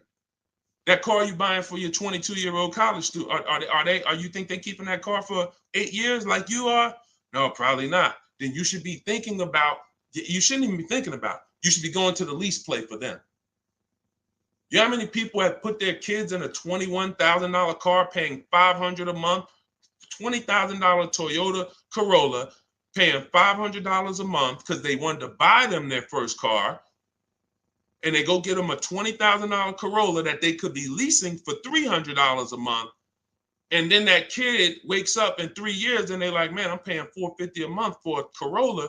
I don't really like the car. Plus it's kind of expensive. This is what happens. I've seen it millions of times. Some of you may have experienced this. Your first car might have been like that. Maybe your parents went and got you your first car and purchased it. But I'm telling you that if they understood leasing, they could, especially if you were going to pay the bill, they would understand. we're not keeping this car long enough. We should be leasing it. And so I'm going to keep hammering now. I'm never going to stop hammering because we got years and years of bad information that we got to unravel. People who've been doing damage, y'all. Big audiences, big platforms, just telling people, oh, leasing is the most expensive way to own a car. Guarantee you, if I had 10 minutes on them with a live and I bet them $100,000, are you willing to bet 100? Just let me just ask you. You sound very confident when you're talking to the public. They don't realize how much money they're costing you. So my question would be, if I can show you that advice you're giving them is completely wrong financially, will you pay me $100,000? Will you take the bet? Because if you're willing to say that, stand on it. That's what they tell y'all. Exactly. He said that's what they tell us. See, and that's why I'm here. That's why it's very important what we do. That's why it's important when you share, when you tell somebody about these broadcasts, when you tell somebody, watch what they're doing over there at the like we're coming in to unravel years of bad advice. And a big part of that is leasing. Not the only part, but a big part of that is leasing. But you cannot all lease deals aren't created equal, y'all. Lease deals are when we shop for lease deals, you must get bids. And I'm telling y'all, you must get bids for everything. We'll talk more about that as we continue to go on. All right, let's get to some more questions. Why are taxes added to a buyout when they're already included in the paid? Somebody said, Christina on TikTok said, why is taxes added to the lease buyout price when it's already included in the monthly payment? Well, it's only included in the payment for the portion of the car you're leasing. So when you're paying for, your 30-40% of the car, 50%, the better lease deal you got, the lower percentage of the car you're paying towards over 3 years. That's what the tax is calculated on. That back end, which is when the car goes back to the bank or the next buyer, there's no taxes factored in on that. Depending on your state, sometimes they will put tax on the payment, but they're not usually. I don't recall ever seeing a case where they're taxing you on the whole car because you're not using that portion of the car. That's why when you lease, when you look on your credit report, you'll see the only part you're responsible for is the part that you're using. So even though the car might be 40 grand, it might say balance owed 18 because you're only responsible for that 14. You're not responsible for the back end. All right, we lighten up the likes on TikTok. Appreciate y'all. I see you, Lisa Vasquez. Welcome. Kat, I see you. All right, let's go. Let's continue to rotate questions. What happens to my down payment on the lease? See, a lot of people asking about leasing. This is good. This just goes to tell you something. A lot more y'all gonna lease when you understand it. In fact, when you understand it, your next car will be a lease. Quite honestly, unless you can guarantee me, Deshone, I'm keeping it 8 years. If you say, Deshone, I'm keeping this thing 8 years, you go ahead and buy it. Don't think about leasing. Go ahead and buy it. But if you cannot confidently say I'm keeping this car at least 8 years, and you're gonna learn, I'm gonna do a upcoming show where I show y'all my screen. So if you're on TikTok, make sure you're on YouTube or make sure you're on Facebook. If you're on Instagram, because y'all are not going to be able to see my computer screen when I actually go deep and show everybody, my screen and we compare. I'm going to show you all the numbers because I'm not going to sit here and I don't want y'all thinking this is my opinion. This is by the numbers. So Good Time says, what happened to my down payment on the lease? So you should only do a down payment on the lease after you've already verified you got a great deal. Pay attention. This is very important. Once you down payments, y'all, never come into play until we verify we got a great deal. This is all in my book, Car Shopping for People That Hate Car Shopping, my digital book. You can download your copy. Go to deshonsbook.com. It's 75% off for a couple minutes. You won't leave the broadcast, but I don't want you to miss the opportunity. The book is great value at $97, but for our official book launch, we're doing 75% off. So you can scan the QR code or go to my Instagram or TikTok bio. Get your 75% off book. So when you are doing the down payment, whether you're purchasing or whether you are leasing, it's critical that we verify we got a great deal on the car before we ever talk about payments. This has always been. How many of you have had this question? You're looking at a car and they say, hey, what do you want the payment to be? What's your goal? What's your goal for your payment? Type a $ if you've heard that question. What's your goal for the payment? Thank you, Say What. I appreciate all the compliment. I appreciate it. If you've heard that question, type a $. What do you want your payment to be? What's your payment goal, right? Here's why that's not important. And here's why you never feed into that. If you feed into that, you run the risk of focusing on the payment structure and not the price of the car. You also run the risk of focusing on the payment structure and not shopping for your own interest rate and letting banks bid on your loan. When we do an episode, we'll do a show that is about structuring our deals, and you'll see that when we start getting our financing, y'all, we never want to let anyone run our credit until after we found our car. Because what people are trying to do, y'all, is they're trying to run your credit and they're trying to give you a time limit. Now you have a hard inquiry, but you also have a time limit to go find a car. That's not good. They might give you 30 days or 45 days, 90 days before the approval expires. It's usually 30, 45. That's a problem because now we're out there rushing. But when it comes to down payments, we are only structuring our deals after we found our car. So I teach you how to get bids on your lease. Get bids on your lease, get bids when you're buying a new car. Once you find the dealer that gives you the lowest bid, now you come in and you see how you want to structure the deal. You must get bids first. And the way we shop for leases, I'll tell you about how we shop for purchases too, but the way we shop for leases, we must get all these offers because there's so much money that could be hidden in a lease. It's ridiculous.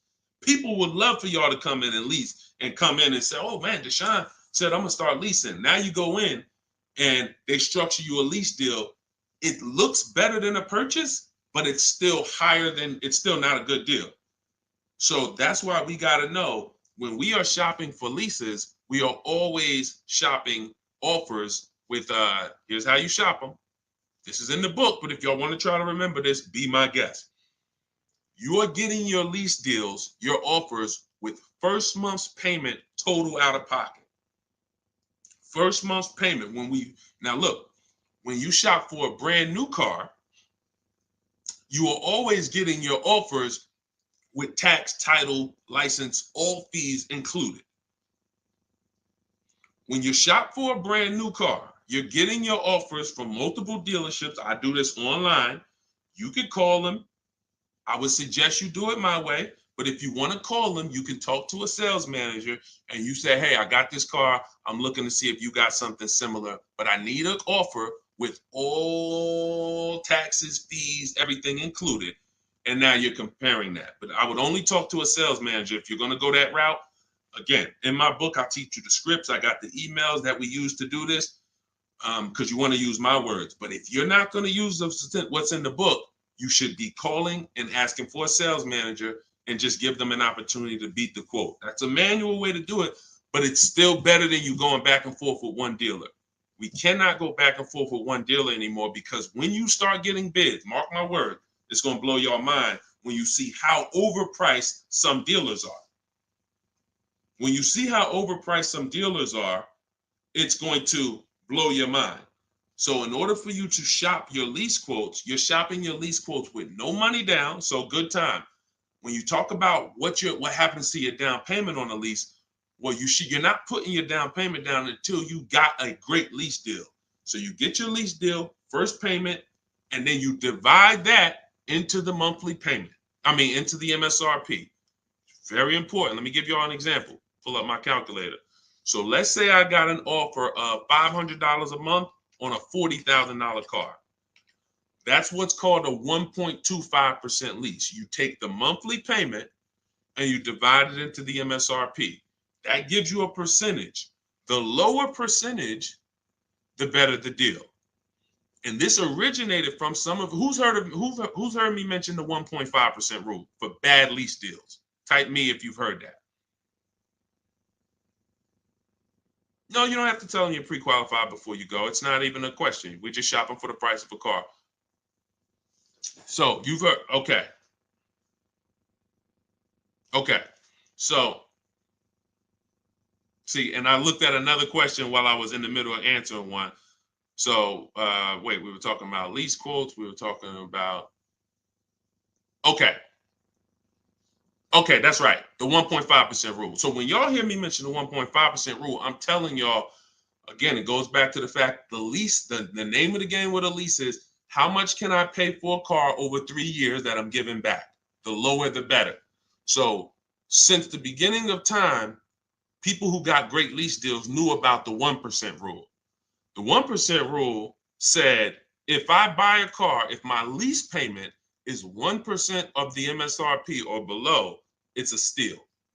So if I'm looking at a $40,000 car and my lease payment on it, 12,000 miles per year, is $400 a month, no money out. No money. I know that y'all may have been taught, yo, you got to put money down when you lease. That is a lie. I'm going to be peeling back a lot of lies, a lot of misconceptions, a lot of bad belief systems that we've picked up, and we're going to tear those down. So money down with a lease is absolutely not a requirement. So when we're getting our lease deals, example, 2018, I leased a 2018 Jeep Grand Cherokee Laredo. It was $35,000. I gave them $330 a month, and I drove off. That was my payment. 39-month lease. We'll talk about in the future. We don't do 4-year leases. We'll talk about that in the future. But that's the 1% rule. 1%. Now look at that. Think about value, y'all. You drive off the lot in a brand new $35,000 car, and you're paying $330 a month. That's under 1%. So these are steals. I call these steals. You ever see a lease deal like that? It's not a deal. It's a steal. Now, in order to get that type of deal, you need a great lease program. So we can't. So it's not just like, oh, every car has a 1% deal. No, if they don't have a ton of rebates, if they don't have a good residual value, if they don't have a good rate, then it's not going to happen. But in the long run, we can't control that.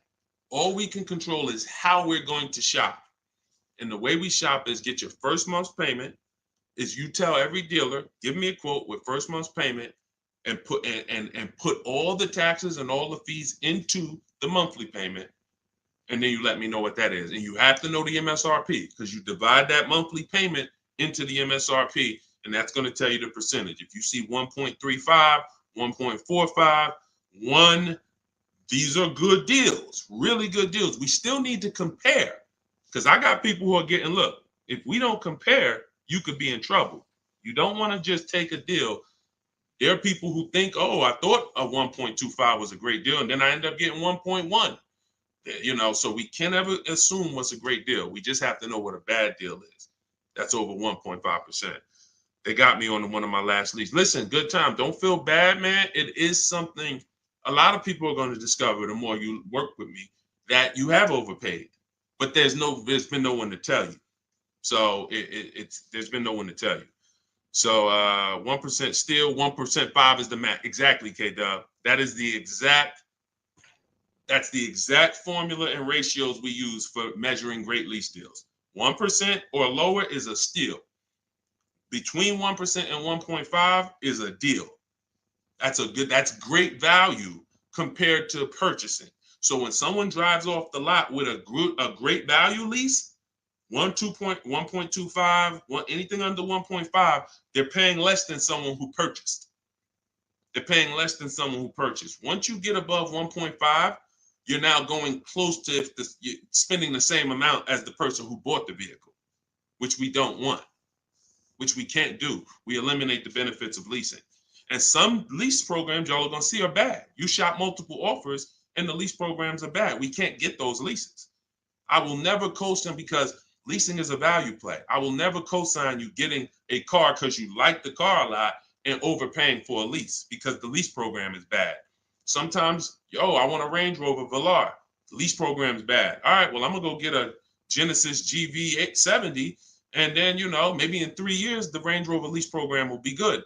But right now, I'm not going to do it because no one loves a car that they're leasing. You always just like it. If you're leasing, you're switching cars every 3 years. You don't love anything. When you love a car, you buy it, you keep the thing 10 years. That's love. But typically, a person who's not keeping their car long term, you get, you know, you 3 years, you're like, okay, I could get another car. 5 years, you know, people who buy cars to keep, they don't think like that. Like, they ain't even looking for a reason to get rid of it until, you know, transmission goes out. And then I always joke because as a keeper, what do you do when the transmission goes out? If anybody on here has bought their cars and kept them till the wheels fall off, when the transmission goes out, what do you do? What do you do? See, you're not a keeper. You're not buying a car to be a keeper. That transmission go out, you ready to get rid of it. You ready to get rid of it. Look, a lot of people are like, no, I go fix it. I go get another transmission. Exactly. All right. All right, let's keep the questions moving. Welcome to the people who just jumped on. Happy to have you. If you're enjoying the broadcast, could you please make sure you are subscribed to us on YouTube? That's where we're going to be able to share really when we get into, which is coming very soon, I'm going to be sharing visuals for y'all to see. Just sharing a variety of things, websites that we use, things you want to stay away from, website, like all in my book. But in time, you're going to want to see it on YouTube because you might not be able to see it on Instagram or TikTok. What's the MSRP equivalent for used cars? F Broncos asked. Here's what who's purchased a used car? Type a U. If you purchased a used car before, type a U. Type a U if you've purchased a used car before. Okay, I see Al Boogie, I see FL Bronco, I see Amore, I see Justine. Okay, every platform. Ebony Eyes. Okay, Larica.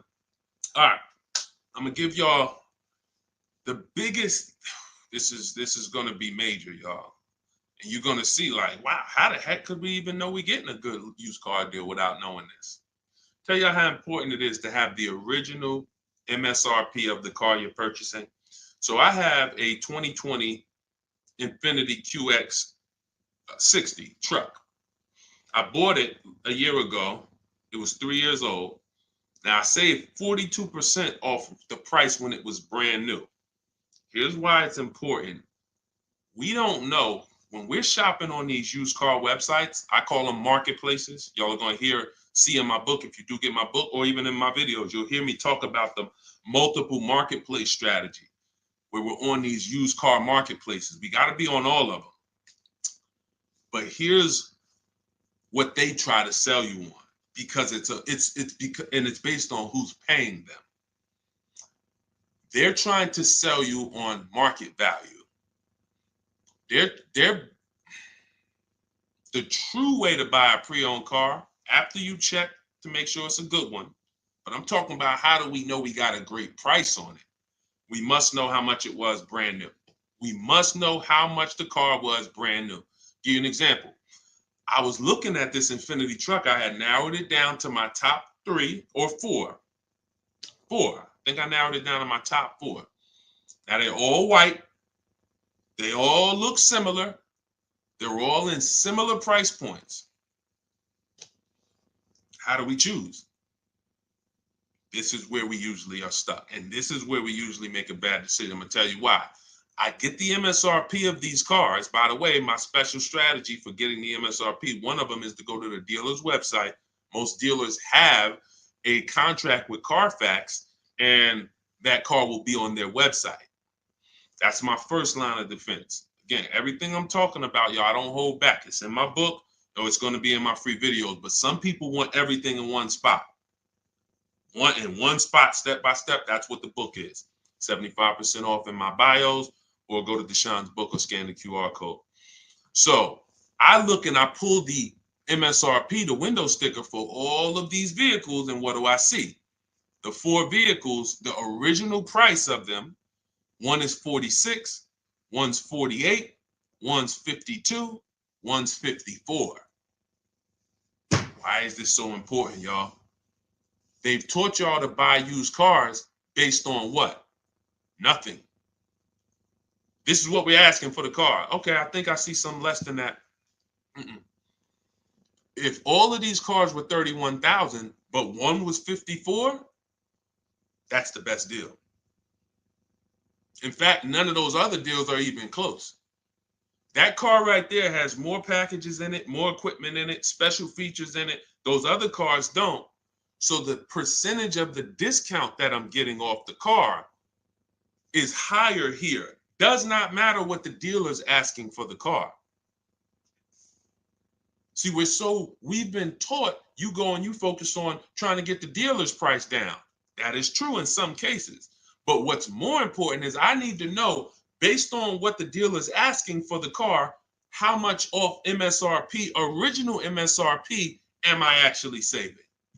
Is it 30%? Is it 40%? Because I might look at this car here and yeah, they might be asking $1,000 less for it, but the original equipment in that car is $5,000 less equipment. This is why it's very important. It's critical. I would not buy a used car, and I would never recommend you buy a used car without seeing the original MSRP, so you know, one, what's in the car, what features it has, but more importantly, I cannot determine who saved me the most money. I can't determine who gave me my best deal without knowing what the car was originally priced at from the day it came into the country. And y'all, unfortunately, and I hope it's nobody on here, but unfortunately, we probably do have it where during the pandemic, people were paying 90, 95, 100% of value for used cars. When I mean a Toyota Camry that brand new was 30, they were paying 29 for it, and it was 3 years old. See, I call this true value percentage, TVP. Y'all are going to hear this. We call this true value percentage. We can't look at a used car. See, once we see, wait a minute, based on the new price, the car when it was new, you charging me 95% of the car's value, and it's 3 years old. Once we start looking at true value percentage, car was brand new 30, you asking 25. Okay, you knocking this percentage off. This is how we make sure. Now look, that doesn't help us get quality cars. That doesn't help us stay within our budget. We'll talk about that in the next hour. Because what I'm going to be doing is I'll be doing these shows throughout the day in hour segments. So what you'll see is every time I come, we'll do if there's something that we want to tie up, we'll try to do it in both hours. Again, it's very tough to go over all things and then do Q&A and just get it done in a couple minutes. So some things may continue to the next hour, but once y'all get this, it doesn't change. So although, some of this might be brand new to you. I'm sure it is for a lot of you, having a system for how you shop, boundaries. But once you see how this thing works, it doesn't change. That's why I could write a book. That's why I have a library of videos that are step-by-step. The step-by-step version of my book is the Cars from Home video library, because I know we're so ahead. The car business is so old. I don't have to worry about this changing in the next year, 2 years. If anything, like Vroom went out of business, we adjust that. I might adjust that one section because Vroom's not in business anymore. But the way we teach you to purchase cars to guarantee you pay less than everyone else, to guarantee you save the most money on your loan, to guarantee you get the most money for your old cars, that's not going to change because we are just too far ahead of what the car business is doing. Welcome. Blessed said, I'm new here, been watching your shorts. Great job, homie. Good looking out. Appreciate you, man. Thank you so much. If you're not subscribed yet on YouTube, could you make sure you subscribe? Everybody who's on any other platform, if you could subscribe to us on YouTube, that's where we'll be, able to put a lot of our widescreen stuff so y'all can see. We're gonna teach, but what y'all gonna see, even in the book, it's not teaching and then you're trying to memorize it. It's just shop different, When you shop different, you'll see, oh, this is a better way to shop. And then you're going to learn by doing. It ain't learning by memorizing. Hey, thank you, Sonny. Said, just purchased my ebook. Thanks for sharing. My pleasure. Everybody could get it for 75% off in my TikTok bio or my Instagram bio, or you could go to deshonesbook.com or scan the QR code, no matter where you're at. Let's see. I'm new here, but hold on. I got that. Hold on. Let's go. I still can't see the questions on Instagram. For some reason, I can't see the questions on Instagram. We got to figure that out. Now, here's what I will say. If you stay on long enough, somebody's going to ask you a question, because a lot of you, it's going to surprise you, but I know it. We've been working with people long enough to know a lot of you have the same situation, literally. So you stay on, even if you don't, your question doesn't get answered, you'll hear somebody that's, oh, that's the exact same situation that I'm in. Josie said, I really need help. I'm interested in buying a 2001 H1 with 70,000 miles, 75,000. Should I go for a 40,000 of 50K? I don't really understand that.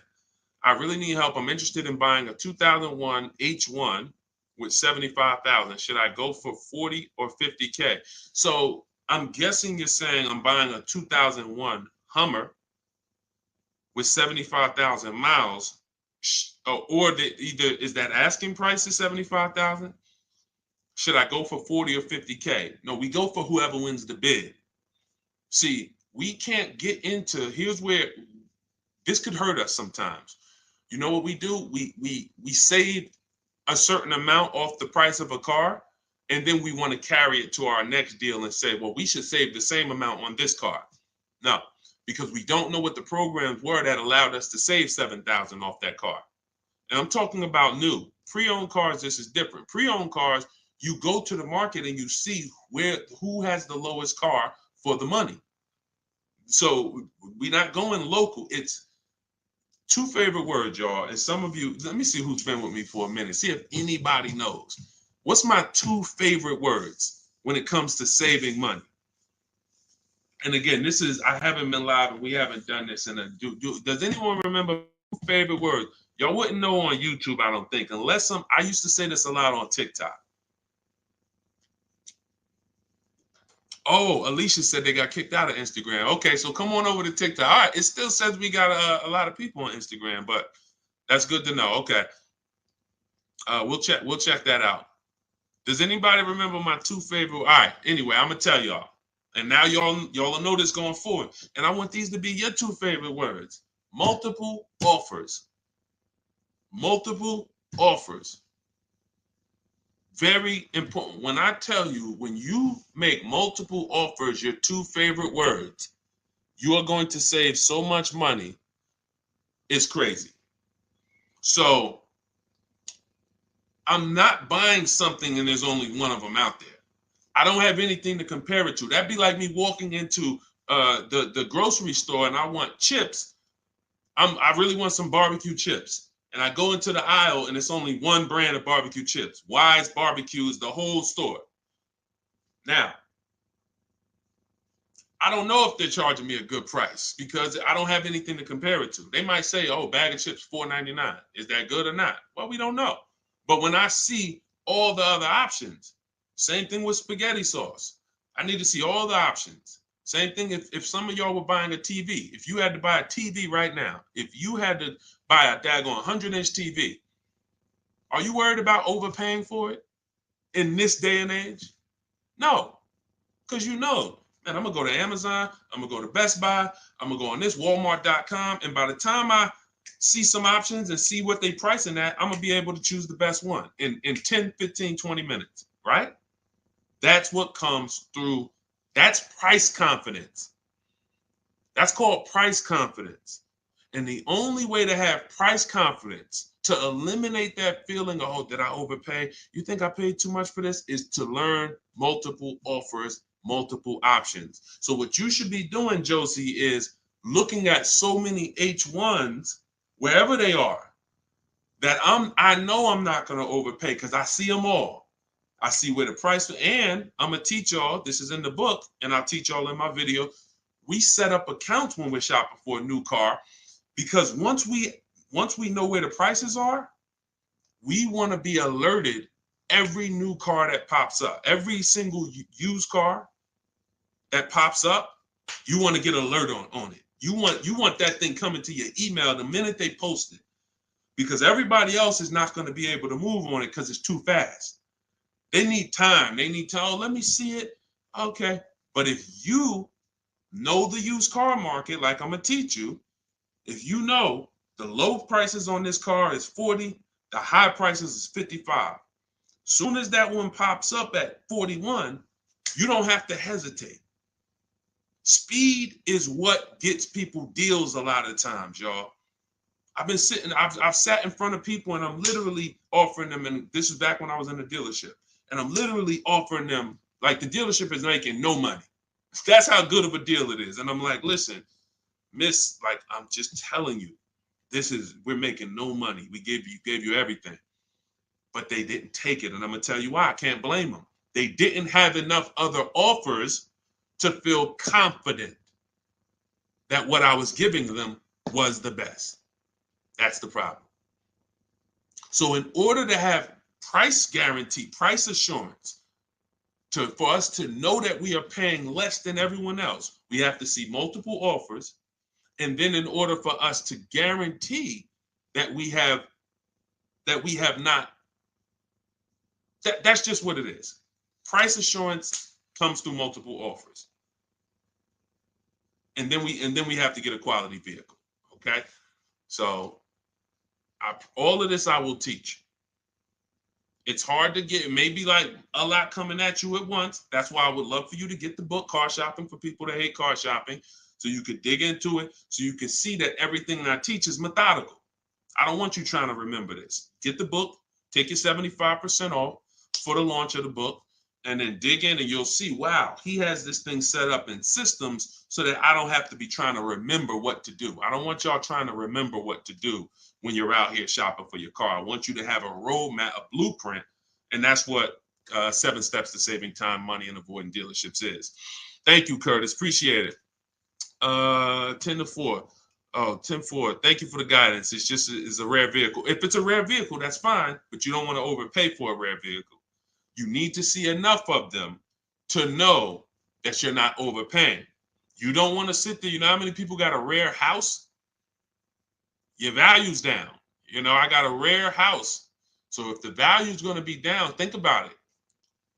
If it's rare buying, then it's rare selling too, which means your market, when you go to sell it, if you go to sell it one day, it's not going to be huge. That's not a car you can sell in 24 hours unless you just want to blow it out price-wise. But in order for you to make sure you don't lose, you got to make sure you buy right. You can't overspend by 10, 15 grand. So just make sure any H1 in this country, you know the price of it. That's all. If I see one over, it could be all the way over on the other side of the country. If I see the price, then I know what the market is. It doesn't matter if it's over there. If they're asking 10 grand less and it's a good car, has great service records, has great title history, has great accident history, doesn't matter. That shows me that's the market price. All right. Thank you, Josie. I'm glad. Enjoy it. You're going to be able to get to any car you want. And you have so many strategies in there for later. If you're buying a used car now, it's in there. If you're going to be leasing, it's in there. If you're going to be buying, you're going to know, all right, man, I want to get a lease for my spouse. Or, hey, you know what? I'm going to get a lease for my kid. Or you just might buy everything. But sometimes you might want to buy brand new. Sometimes you want to buy pre-owned. It's all in there. Different strategies for how you get to below market deals on each one. Uncle John said, who currently has the best lease program? It's no way to tell. Unfortunately, there's no way to tell. You cannot shop. That's the bad part. That's why when we shop, y'all, it takes us about 45 minutes to an hour to find out where the market is on a car, what the best offer is. Once you get good, like I said, if you're doing it the slow way, you could call sales managers. You get one lease price, and then you call a sales manager and see if they can match it or beat it, or beat it rather.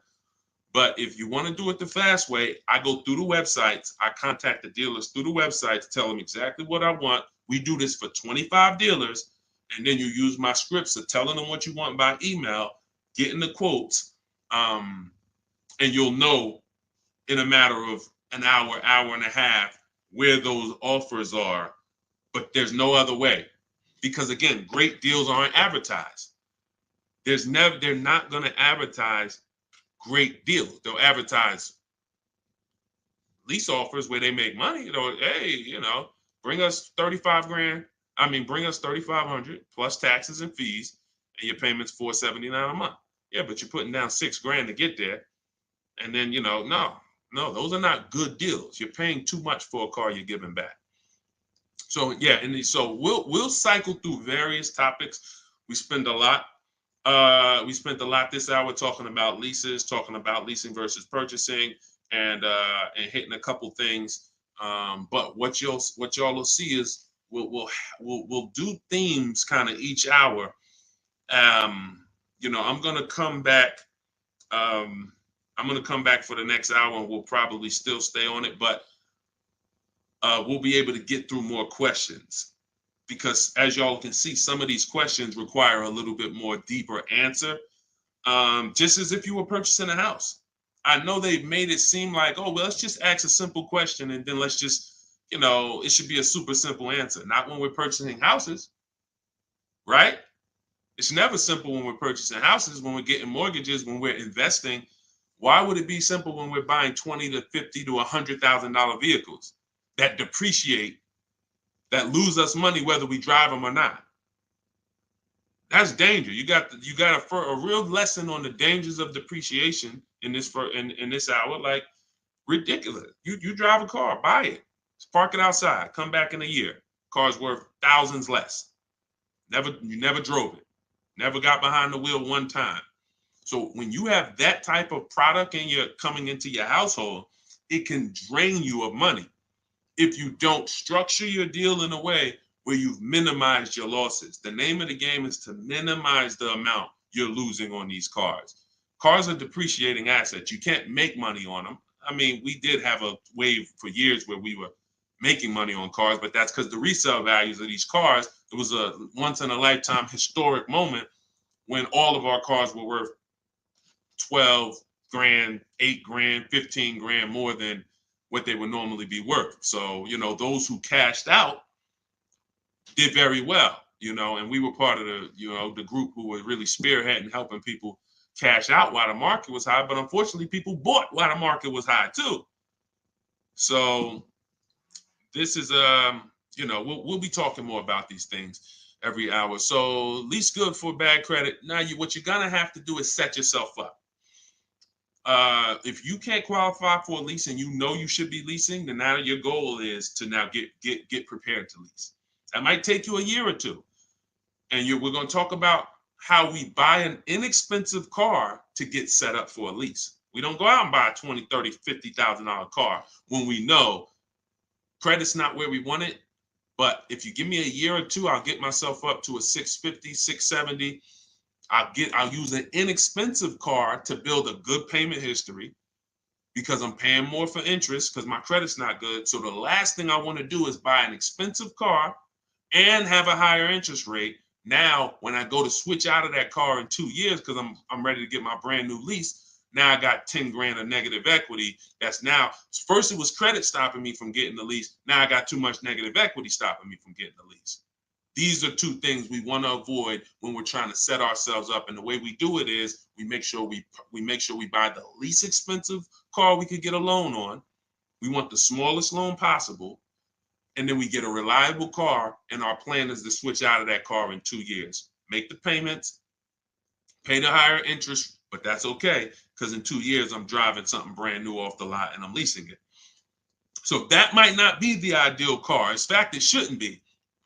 But some people go and say, well, if I got to do that, man, I'm going to go and get the Dodge Charger with the Hemi engine, and now you're buying a $30,000 car, $25,000, and you're putting that interest on top, and now you're buried. So you're not going to be any closer to getting a lease in 2 years than you are today. We don't want that. You got to bite the bullet And if you got a ton of money, I'll show you how to get it done, and you can get a little bit of a nicer car. If you got bad credit, but you got 10 grand, you don't have to get a $10,000 car, but we need to work these things accordingly, because the key is a small loan, reliable car. That's the key. Okay. TikTok's telling me my live's going to end in 60 seconds. Okay, so we will be back. Y'all are going to see, like, this is going to be what we do, especially during the book launch. My new digital book, Car Shopping for People That Hate Car Shopping, has everything in it I teach. Y'all know from my videos on social media, I don't hold back information. But if you want everything in one place, in a step-by-step written format, this is where you get it. It's called Car Shopping for People That Hate Car Shopping.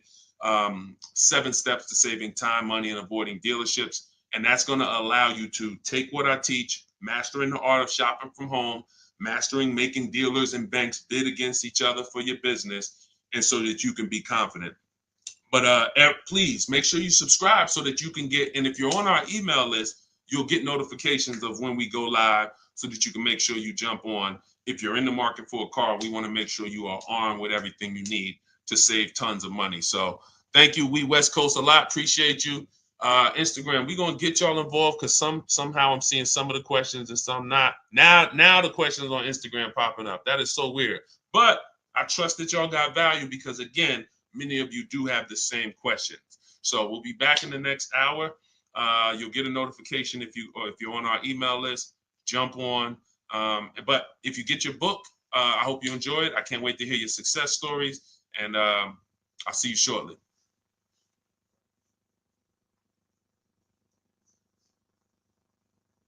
Oh, and if you need the book, it's in my TikTok bio. Some people are saying, where do I get the book? It's in my TikTok bio. Click the picture. It's in my Instagram bio. Go to the bio. Click the picture. If you're watching on or you could go to deshonesbook.com, or you can scan the QR code depending on where you're watching. So, all right. See y'all soon.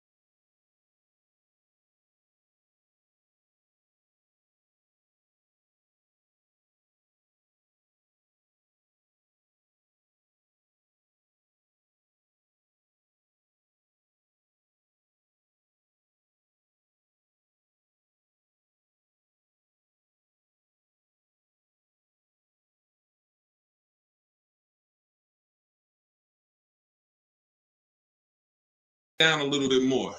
Why ask about the MSRP? This question is from TikTok.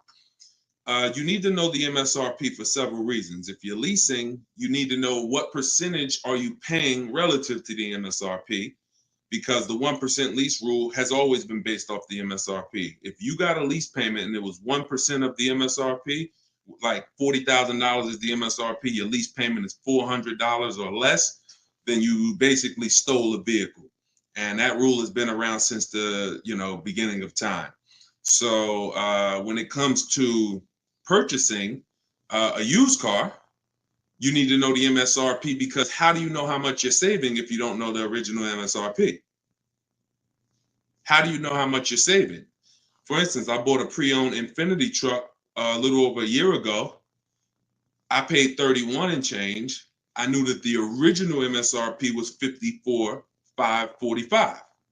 Without knowing the MSRP, I wouldn't know how much I was saving off the original. And that's the only thing that's really important when you are shopping for a used car and you're trying to make sure you're getting a great price.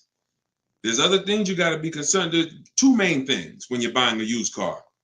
Got to make sure you're getting a great car. You need a quality vehicle, That has nothing to do with price.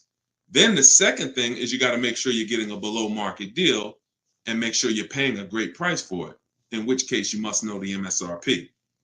Great question. Great question. All right, we got Dolan. Dolan will be bringing in questions from all platforms. We're live on TikTok, Instagram, YouTube, and Facebook. So just start typing your questions, and we're going to get to as many as we can in the hour. And, you know, if you have a follow-up question, I'm just going to try to blitz through. So you can certainly throw up the next question whenever you're ready, Dolan. I'm 8K under. My credit is challenged. My car is in danger of getting repossessed. What do I do? All right. This one's also from TikTok. I'm 8K under. What do you mean 8K under? I'm probably underwater. I'm going to assume that means you're underwater, negative equity. If that's the case, then what you want to do is you want to get the, so you're at negative equity, but then you're also behind on payments. I mean, you got to catch up on the payments. I mean, you could try to refinance. You're going to have a hard time. Negative equity, you can't sell it. If you had positive equity, you could sell it.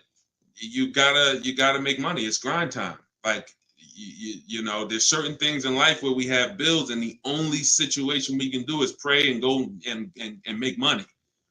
You know, without money and bills, anyone's going to, you know, and this is a hardship, but this is without money or somebody to help you. I can't think of anything. You have a payment due. So, you know, the best thing you could do right now is to focus on how you can make some money so that you can pay the car. Negative equity isn't the biggest problem. The biggest problem is the car is in danger of being repossessed. If the car gets repossessed, now you got to start over. It's not the end of the world, but you're certainly going to have to start over because you're gonna have a repossession on your credit, and you're gonna have to buy a car with bad credit. I would be trying to rebuild my credit. That's what I would be trying to do. Make money, and if the car gets taken, you got to start rebuilding your credit. Follow Shonda Martin. She's a great resource on all these platforms. And but yeah, man, money answers to all things. Book of Ecclesiastes. So figure out how to make some money, man. Work overtime, double shift, second job, start a business on the side. As long as it does, you got to make some money. Can't make car payments without money. So go ahead, Dolan. Wish you the best, man. Keep me posted. This one's from Instagram. On a 3-year-old used car, what percentage from original MSRP should I be looking at for a price point? It goes by comparison. You should be compared. Without something to compare it to, you won't be able to see the actual, what the discount should be. You need something to compare it to. We do these live shows. You know, we got a couple hundred people on here already. The goal is to figure out through comparison shopping what you should be doing and what you should be paying. Hold on one second, y'all.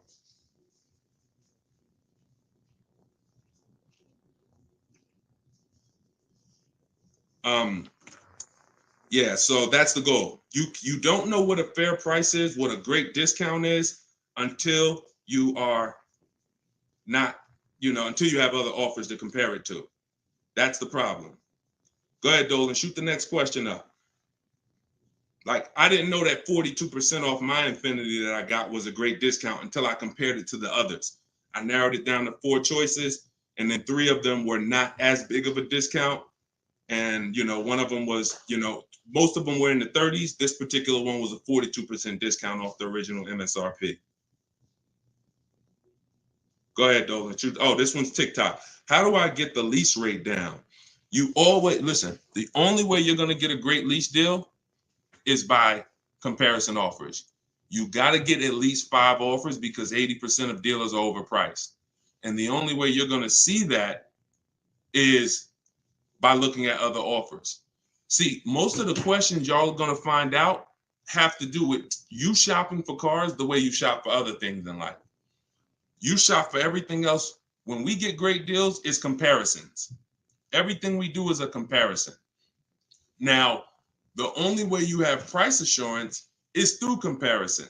and knowing if somebody tells you, we guarantee no one will beat our price, or hey, Walmart says you could buy this item and if you find it at a lower price, you know, we'll match it or we'll beat it. See, that's price assurance. That's comparison. That gives you peace of mind of knowing I'm not overpaying. And the only way for you to bring that same piece, the reason why we're able to, and for those of you, if this is your first time on a live with us, type 1. If you've never been on a live stream with me, type a 1 in the chat. See how many first time people we got. How many people first time? What y'all are going to see is what I'm teaching you to do is shop for cars the way you shop for everything else. Because the way you shop for cars now, you don't shop for anything else like that. Okay, Ronnie, I see you, Stoner Kid. Okay. I see you, Amelia. Okay, Batman, good to see you. Edgar. Okay, Paul, we got a lot of first-time people on here. So what you want to do is start shopping for cars the way you shop for everything else. And we get great deals by comparing offers. Now, some of the people I'm going to introduce you to and the way they've gotten their deals is by using what I'm teaching you. Everything that I teach comes out of my new digital book. It's called Car Shopping for People That Hate Car Shopping. 7 Steps to Saving Time, Money, and Avoiding Dealerships. So in that, I have 2 systems for how we comparison shop. One's for new cars and leases. You got to get at least 5 offers. And some of you are like, Deshone, how do I get 5 offers? Well, you stay on. We're going to talk about that. It's easy to do when it's online, but you won't see how different the prices are. When you see, man, everything seems overpriced, it's because you're dealing with what I call the 80%. Dealers that are the 80% are overpriced. They're going to charge you as much as they can because they don't think you're going to find the 20% dealers that are going to beat those offers. So when you talk about how to get a lease rate down, like you look at somebody like Danielle. This is Danielle's lease. She just got a lease on an Audi not too long ago. $44,000 vehicle.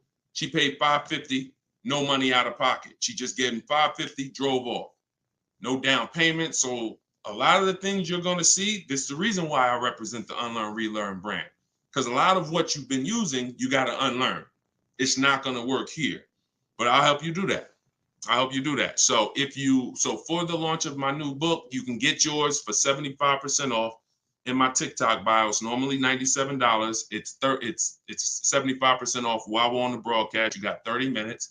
And Instagram bio, you can get yours. And if you're on YouTube and if you're on Facebook, I'll put the link for you guys. Y'all can get yours. But that's how you get lease rates down.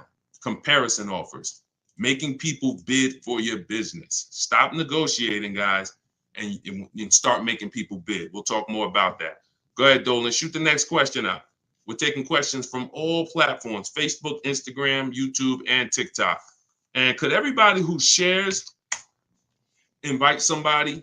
If you're a sharer, I appreciate it. I always give, we're trying to figure out something special we could do for the sharers because there's nothing, I told y'all, inbox me. If you got ideas, what could we do to reward or come up with something for the sharers? Because you guys are the people who help us spread this message. I appreciate all the new people, but I want to do something special for the sharers. Please DM me ideas of what we can do because we want to make it a regular part of our broadcast. All right, I see you, Sharice. Thank you. All right, go ahead. This one's from TikTok. Can you ask for additional discounts since you're an educator? See, the problem is if there's a rebate, then you'll get it when you reveal it. If there's a first responder rebate, you can't depend on a dealer to tell you about it. Some of the 80% won't tell you about it. Some of the 80% won't give you the whole thing. If it's a $1,000 rebate, maybe they'll tell you it's $500. We don't trust the 80%. When I was in the dealerships, I saw how the 80% moved. The 20% are the people those are the people you have to find. It's not, you can't just walk in. You don't, unfortunately, there's 17,000 new car dealers in this country. They don't have labels on them. There's not one that say, we're the 20% that beats everyone. You have to find them and you need a great a bidding system. You can do it manually by phone, or you can do it my way by email, copy and paste. So, but you're not going to, it's like people who said, well, I have a GM, I get a special price with Ford. I get a special price with General Motors. You can't depend on the dealer you're dealing with to tell you the special price and to tell you the rebates if they have them. The only way you're going to see it is by getting at least 5 offers, and then you'll be able to reveal who gave you the real offer. It's unfortunate, but it's actually better for you, because when who's not a good negotiator? Type not me if you are not a good negotiator. Just speaking honestly, you're not a good negotiator. It's not your thing. I consider myself to be pretty good, and I won't do it. All right, Danny said not me. Okay. Rai, sorry, I butchered your name. Lovey, okay. This is going to work for everyone who's not a good negotiator. Now, I am a good negotiator, but I won't shop that way. I'm always going to get bids, because if you're negotiating with the 80%, they're so overpriced. Even when they drop down a couple $1,000s, you're still overpaying. That's the whole point. That's why it's best for you to sit at home where you're in control. You can use my way, which is email. We copy and paste. I have a strategy in my book. It's called 25 to 5, where you're going to connect with 25 new car dealers. This is only for buying and leasing new cars. This is not for used cars. I have a different strategy for that. But you're going to sit at home. You're going to connect with 25 dealers online in about 20 minutes. And that's going to get you 5 offers using my scripts, using my replies.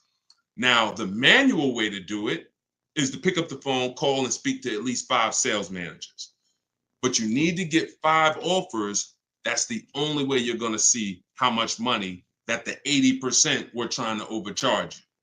Does that make sense? And it goes with the same thing with military discounts. Doesn't matter. Special pricing, employee pricing. You must shop multiple offers, because you can't trust the 80% to actually give you the real numbers.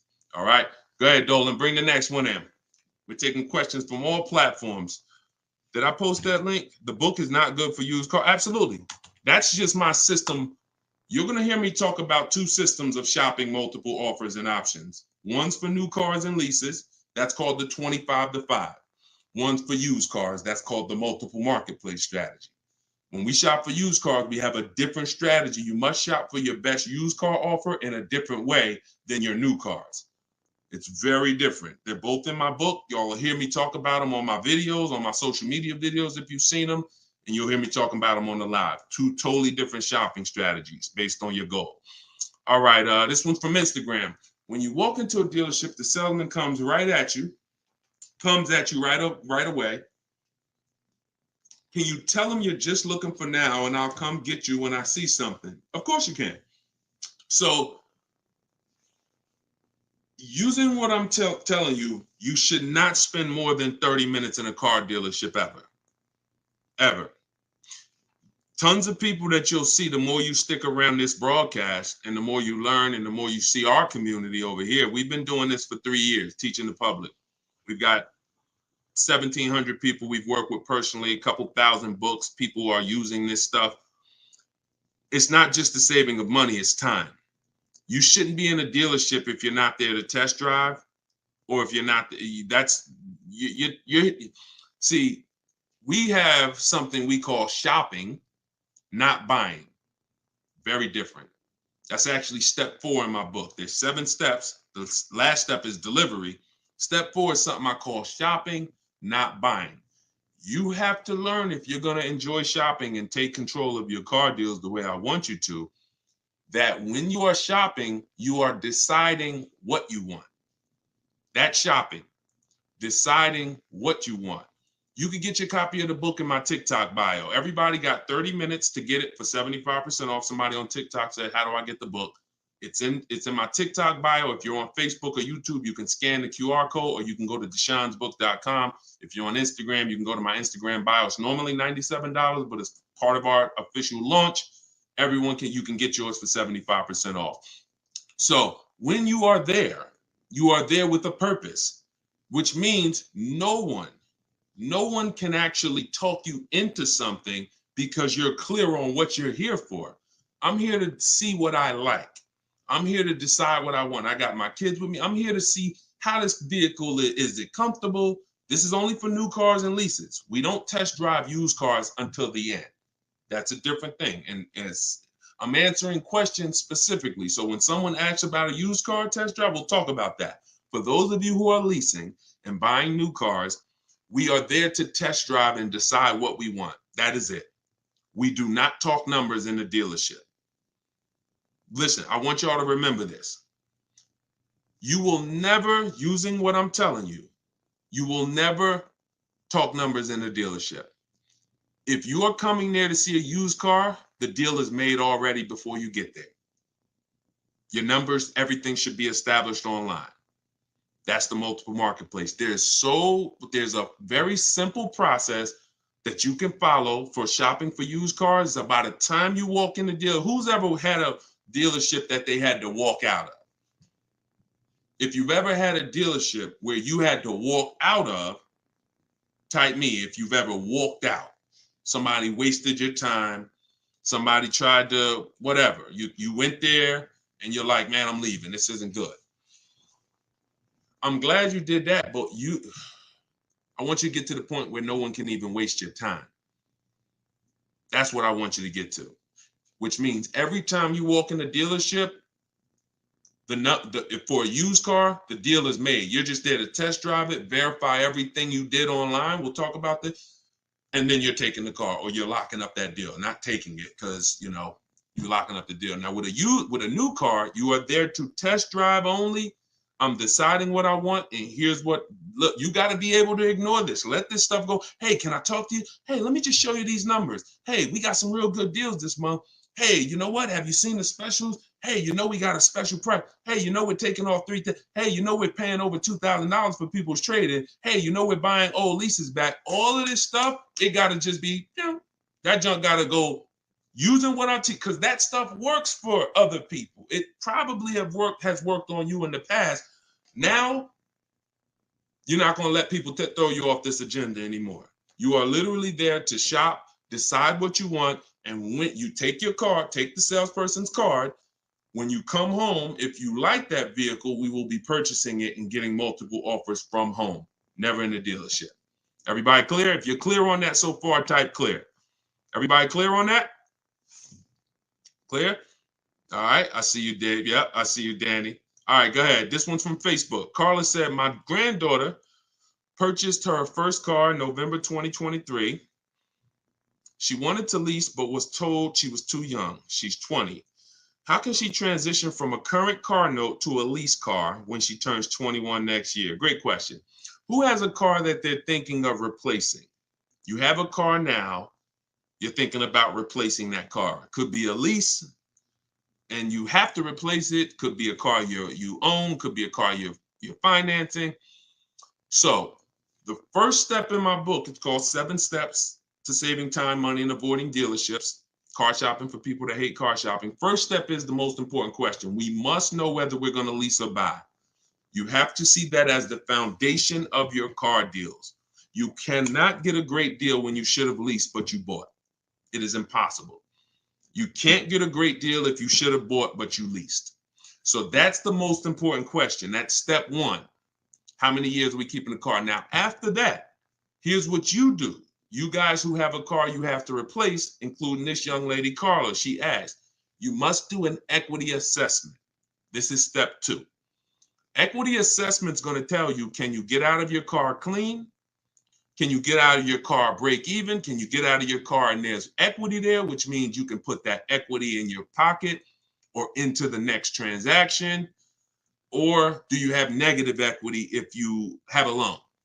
So the equity assessment is going to tell you. Now, here's how you do it. You're going to call your bank. If you have a paid off car, you do not need to do this step. You can skip this step. If you have a loan or a lease, you're going to call your bank. You're going to ask for the payoff. I see y'all running the likes up on TikTok too. I appreciate it. Can y'all keep tapping the screen? I appreciate y'all running those likes up. When you call, you're going to ask them for the payoff. The payoff is the amount you owe. Do not look at your contract. Do not look at anything. Call the bank or call the leasing company and say, what is my payoff? Now, if you're leasing, you're going to ask an additional question. Do I have a third-party restriction? Once you have those answers, you end the call. You are then going to go on to the websites that I'm about to mention. You're going to get 6 bids, 6 offers. My 2 favorite words when buying anything. And if you like to save money, these will become your 2 favorite words. Multiple offers. Multiple offers. I love those words. That's how you buy everything else. Multiple offers, multiple options. That's how we save the big money. So you're going to go to CarMax.com. This will take you about 20 minutes to do an equity assessment. You're going to go to Driveway.com. You're going to go to AutoNation, Sell My Car, Carvana, Kelly's Blue Book, Instant Cash Offer, and Car Guru, Sell My Car. As more people buy cars, we'll keep adding them to our list. Those people are in my book. That's who we get our equity assessment from, because here's what your car is worth, what people are willing to offer you cash for. What's the one word? Some of you have been, hold on, don't bring in the next question until I give you the road, because some of these I got to go a little deep on, Dolan. But you could queue them up. Just get them ready so that, you know, when I call them out, you got them ready. I know you're stacking them. When you look at, you know, getting 6 offers, what's the one word that we don't use anymore? Let's see if anybody was on here. Maybe you were on here for the last couple broadcasts, or a lot of you are new, so you may not know. What's the one word? Good to see you start back up. What's the word that we're not using anymore? And for the new people, you're about to learn. We don't use, let me see if anybody got it. I give it about 3-4 seconds. Okay, everybody's about to learn this for the first time. We don't use the word trade. You don't get maximum money trading anything. I know you've been taught that because dealers have actually taught you to give them multiple transactions in one. You buy your car from them, that's one transaction. You sell your car to them, that's another transaction. And if you get your loan from them, that's a third transaction. All of these are separate transactions. And how big is the money in them? I'll break it down to you like this. You can actually there are companies that only want to lend you money. They don't sell cars. That's how much money is in loans. There's companies and people who just want to buy your car. They don't want to sell your car. That's how much money is in buying cars. So somebody just said trading is convenient, though. If you want to conveniently lose $2,000 or $3,000 because you want to save 30 minutes, then be my guest. I'm talking to the people who are like, Deshone, that's not my thing. And I'm not talking about a private party sale. We're not talking about listing the car on Facebook. We're talking about going to people. All those companies I just named, they literally have a short inspection process and they cut you a check. I sold my lease to CarMax. They won the bid 2 years ago. I walked out with a check. I was there for 45 minutes. Then I brought my parents down because they won the bid for their Mazda. They taught you that, oh, anything else besides what we're telling you to do is going to be hard. You know, like, oh, you might as well just give us all the business because, you know, anything else is going to be just hard. Meanwhile, what you're putting yourself through is hard. So that's how you do the equity assessment. Now, if you do have a lease, when you go on those websites, there's a question there. It's going to say, is the car owned, financed, or leased? You want to put owned because you just want the true value. And when you put lease, it triggers something on their websites. Don't worry about that. If you don't have a third-party restriction, you can sell direct to anyone. If you have a third-party restriction, you're going to take those offers, and then we're going to call used car managers because the third-party restriction does not say you can't sell. It says you must sell to a brand of the same dealer, a dealer of the same brand. So if you have a Nissan, you must sell to a Nissan dealer. Here's what that doesn't mean. Go walk into one Nissan dealer. We get bids, we speak to at least 3 to 5 used car managers, we get bids. Are y'all starting to get the sense that everything we do is a bid? And the only way you're going to see how much money you've been losing by not getting multiple offers is to get multiple offers. Everyone I've been working with says, Deshone, there's no way that I would have known how much money was in these car transactions until I started getting multiple offers from home. We don't do this by getting in our car and driving from place to place. We do this by sitting at home and using what online. Shoot the next question in. All right. And we're taking questions from all 4 platforms. So just keep typing them. We'll get through as many as we can in the hour.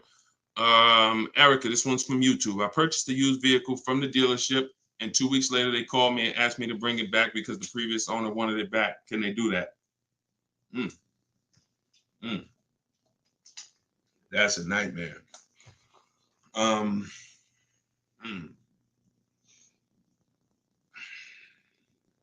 Y'all hear that question? Erica purchased a used vehicle. 2 weeks later, they called, asked to bring the car back because the previous owner wanted it back. So it's less about your transaction, and it's more about if the transaction with the original owner was legally closed. If they left the transaction open, now, if I'm you, do you have your paperwork? You have all your loan? And here's the most important thing. Has the loan been funded? Is there a new loan attached to that vehicle under your name? Are they in the process of registering that vehicle under your name? Now, here's where you could be dealing with the crap that the 80% of dealers who are scumbags. This is what they do sometimes. They'll take a car from a customer. They're waiting for the title. They technically don't have the legal right. They have the legal right to sell the car, but there's a loophole there probably because they haven't gotten the title from the owner. And if the owner comes in and says, you know what, I changed my mind, and the owner's holding the title. But what I would do if I'm you, somebody got to call me. I want to look at your paperwork. If you have a loan, Erica, whatever bank you're going through, I would call them, and I would call if the bank knows you and they've established an account number for you, and they're like, yes, Miss Maxwell, we know you, then I'm holding on to the car until somebody comes and pries it from my hands because I have a legal right to this car. There's a loan under my name. You have my money. You have started this process. If none of that's in place, then, and it sounds like, it sounds like you dealt with a scumbag dealership, but that's what I would do. I'm not just giving up the car because you said, oh, the owner wants it back. The old owner wants it. That's not my problem. You made a deal with me. I have paperwork that is binding, and you work that out with the owner, because that happens sometimes. Dealers do some crappy stuff, or dealers don't cross their T's, dot their I's, and then and then the owner comes in, the original owner who traded the car. That ain't got nothing to do with who you sold that car to. That car is on the road and there's a loan attached to it, or there's been cash paid for it. Now I'm holding on to this car until you legally show me that I need to release this car. And I might call a lawyer and see, can I get some damages out of this? Like, this is just, God, the 80%, we got to put them out of business. And the only way you get these wolves out of business, y'all, is you got to starve them.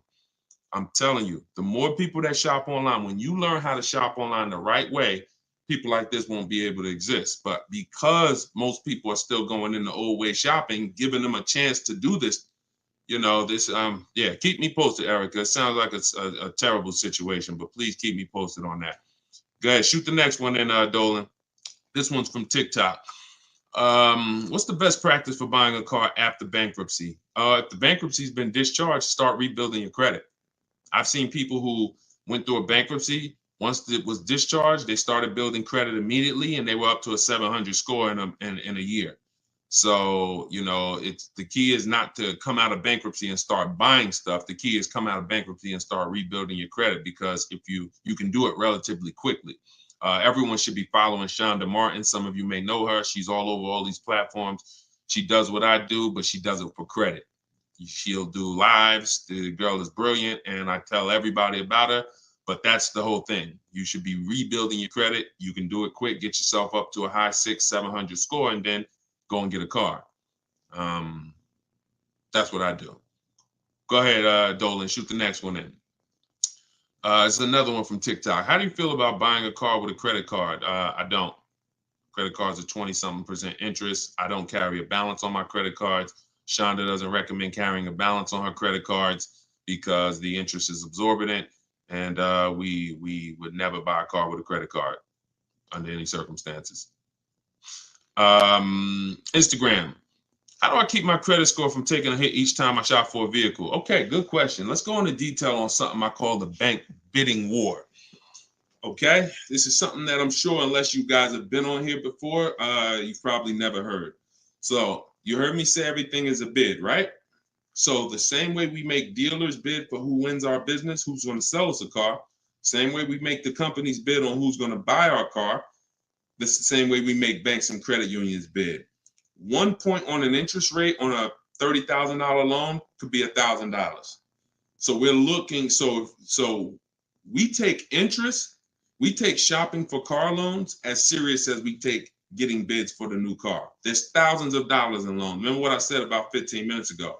There's people who just want to give you a loan. That should tell you there's a lot of money in loans. They don't sell cars.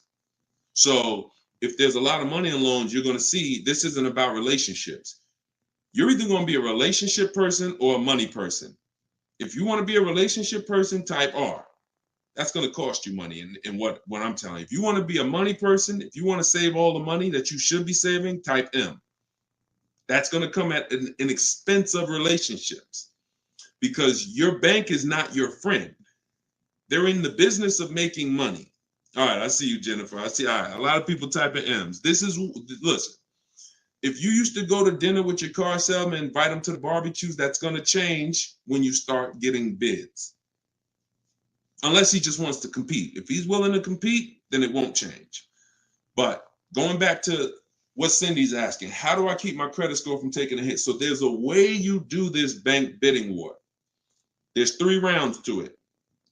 3 rounds to it. The first thing we're going to do is check to see, are there any special interest rates for the car we're shopping for?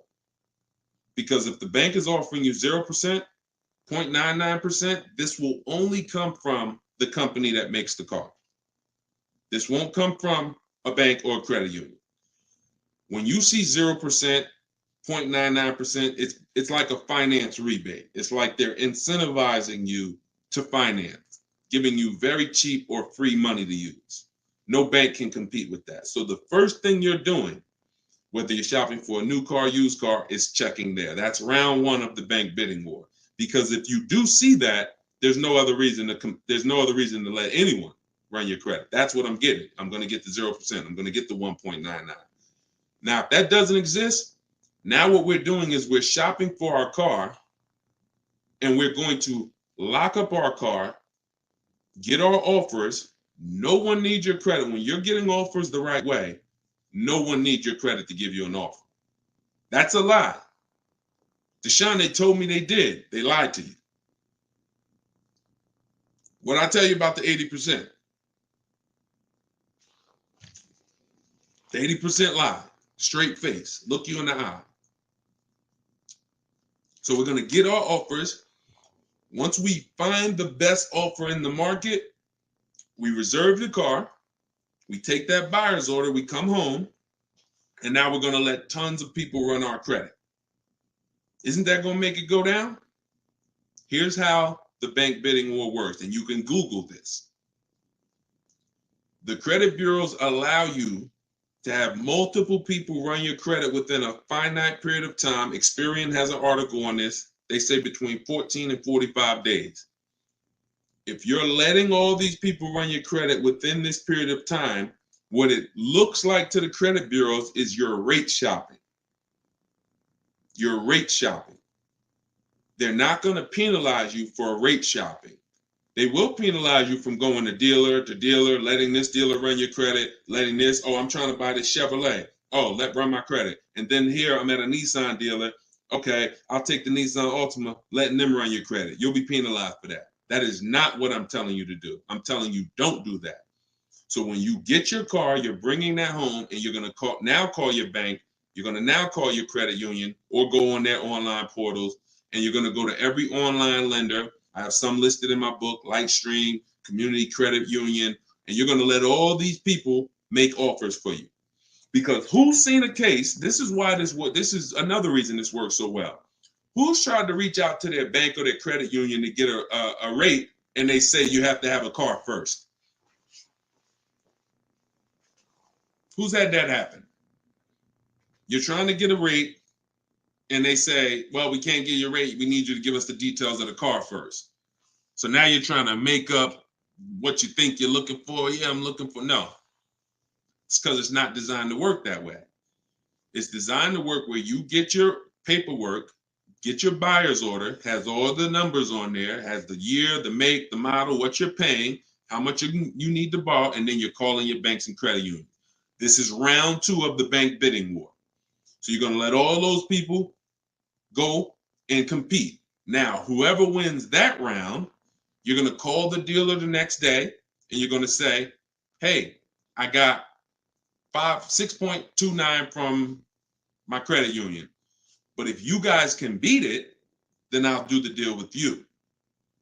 This makes the whole price. See, everything I'm telling you to do, if you follow what I'm telling you, the process is easy. You never got to lie. All of those people who taught you how to buy cars and you got to lie, don't tell them you got to trade, don't tell them this, you'll never hear me teach you. You don't have to lie. And the dealers will enjoy working with you, the 20%, because you're now giving them an opportunity. And it's very different, y'all. When you got a car, when you have a finance manager who's trying to beat the rate you got, here's the difference. And we'll get ready to queue up the next question, Dolan, not yet.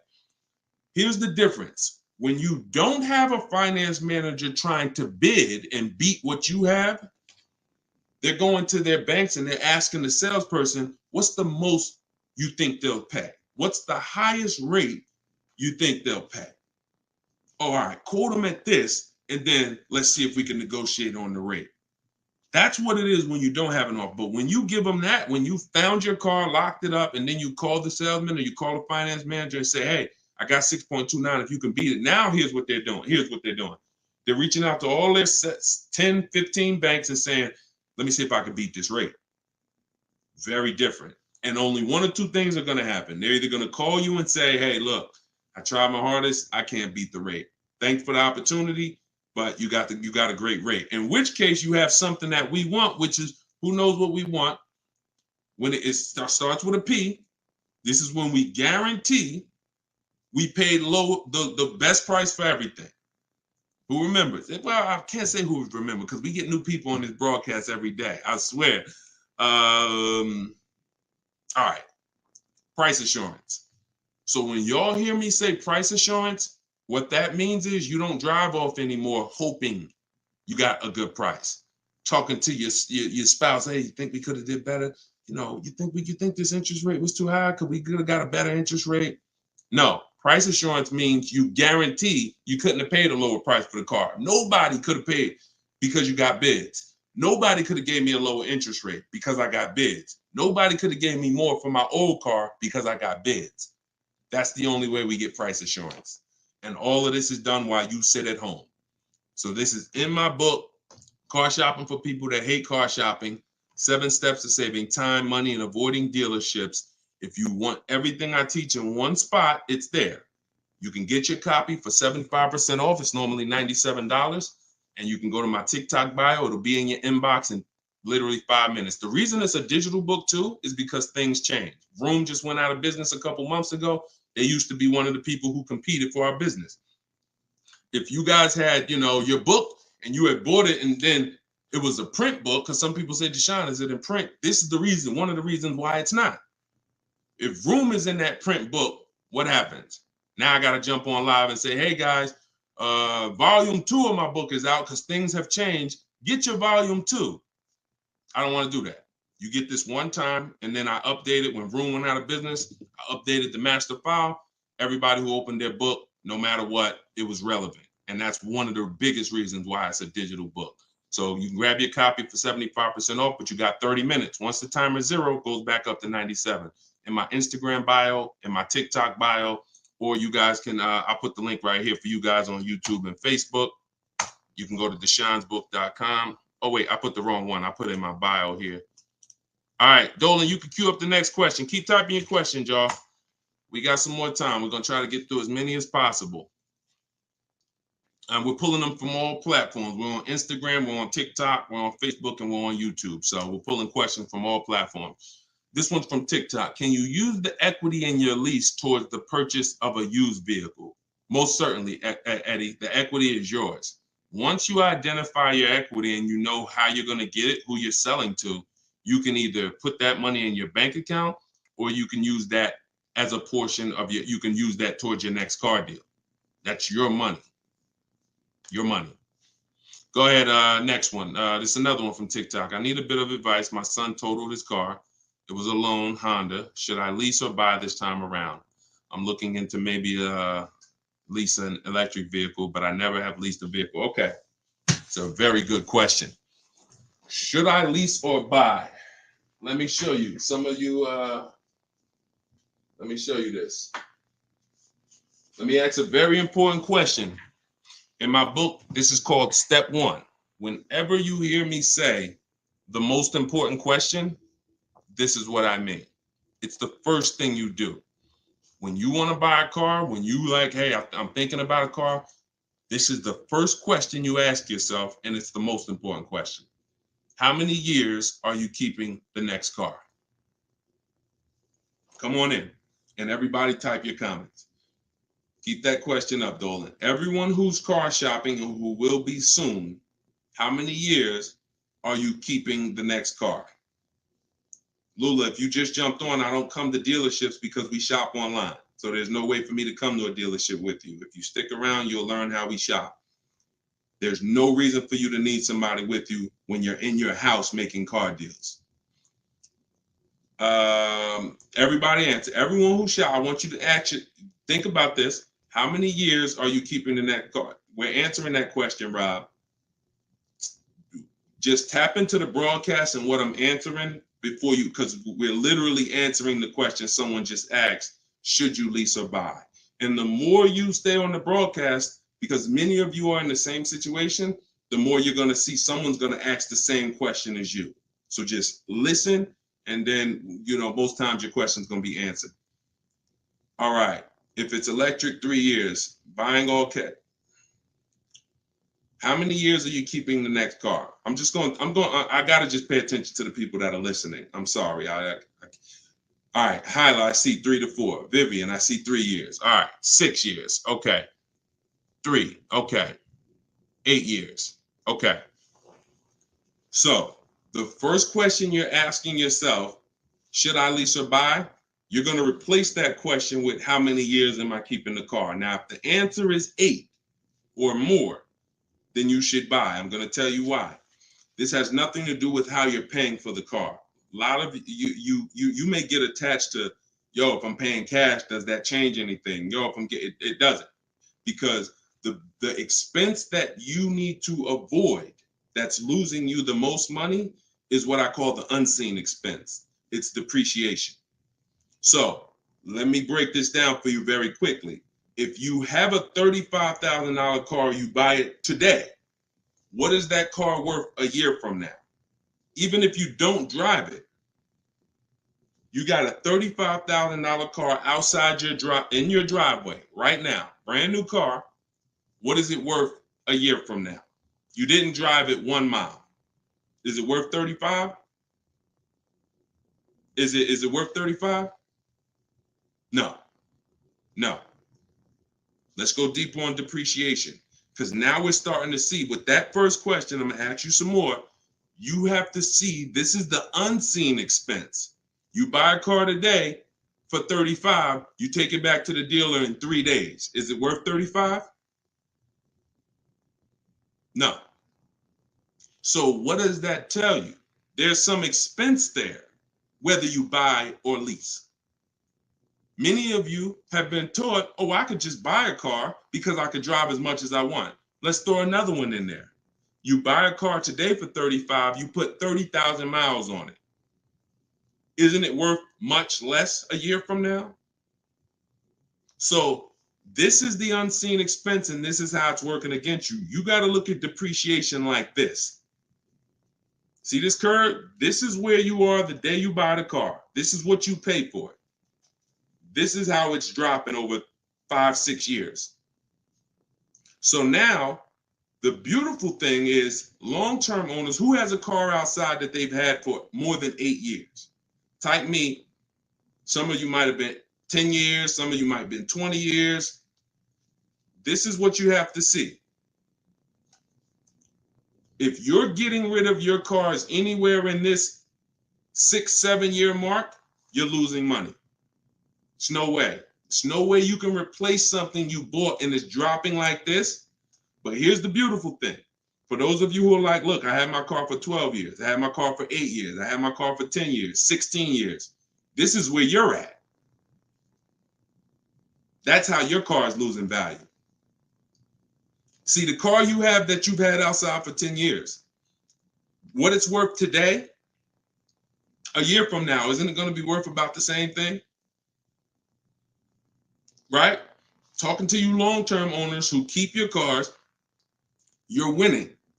See, because you've reached the reward. You've reached the reward for buying. The reward for buying is to get to the stage where your car a year from now is going to be worth about the same of what it's worth now. Now, that's when you should be buying. If your goal isn't to get to that level, you should not be buying. You should be shopping for lease deals. Because there's only two ways to beat depreciation. What I just said, and some of you might be saying, Deshone, I can't, I'm not keeping a car that long. You should not be buying cars. You're not getting to that level. You're not getting to the winning. The winning is that. Got a car outside, paid off, barely losing value. It was worth $9,500 last year. It's worth $9,000 this year. That's the reward. Now, for those of you who are on the other side, if you're on the other side, you should be leasing. And I'm going to show you how drastic it is of a difference when you should be leasing, but you're buying. I'm going to show you that there's no way for you to get a great deal if you are buying when you should be leasing. Look at somebody like, let's pull up, we talked about Danielle earlier. Look at Tope. Tope got a BMW, $54,000 vehicle. Now, some of you know, every $5,000 on the price of a car is how much per month? Every $5,000 on the price of a car is how much per month? It's not 7 years, so it's always 8 years. See, in my book, it's something called the 8-year rule. If you're not keeping your car 8 years, you should not be buying. Okay, good. I see a lot of you are tapped in. Every $5,000 is $100 a month. So when you're looking at a $50,000 car, you should be thinking that's $1,000 a month payment. What about the down payment? Forget about the down payments. Down payments have nothing to do with the deal. We are just talking about boundaries. When we look at a $50,000 car, $1,000 a month, 5-year loan. $20,000 car, $400 a month, 5-year loan. Every $5,000 is about $100 a month. Now let's look at Tope's deal. Tope got a $54,000 BMW. She's paying $756 a month. I'm going to prove to you right now that if you should be leasing because you're a short-term person, you are not keeping your next car 8 years. You're not keeping your previous cars 8 years, yet you bought them. I'm going to show you how much money you've lost listening to people that told you shouldn't be leasing. And we're going to correct that. So Tope got a deal, shopping multiple offers the way I teach. She got multiple offers. She got $690 a month. That's a 1.26% lease. $690 on a $54,000 vehicle. So let's say we're going to break down real quick 3 different ways to get this vehicle right here that she got. One is the way she got it, leasing, because she's a short-term person. Now let's say somebody says, Deshone, I'm going to buy that car. That person buys that car. Let's say they get an incredible price and they save $10,000 off a brand new BMW. Okay? I want to show you that even with extreme cases of big money, I could teach you how to get the best price on the car, but it's not going to change. If your deal is on the wrong foundation, you can't get a great deal. So let's say somebody walks in right after Tope. They look at her car, they see her driving off, and they're like, man, I want that same car. All right. And they end up saving 10 grand. So they buy it for $45,000. Taxes, fees, probably put them up around 48. Every $5,000 we said is $100 a month. $48,000, that's a $950 payment, y'all. 5-year loan. No money down, because Tope put no money down. So we're comparing putting no money into these deals. When you start putting no money into the deals and looking at them, you're going to clearly understand them. Sometimes people use down payment money to confuse you. $690 a month she's paying, they're driving off paying $950. No way. Now a third person comes in. Man, I see those two people just drove off. You got that car used though? Can I get a used one? I don't want to buy a new one. I don't want to get a new one. I know that's going to be expensive. What do you think a brand new vehicle that was $54,000 brand new? What's a good price of that vehicle used, y'all? What's a good price used?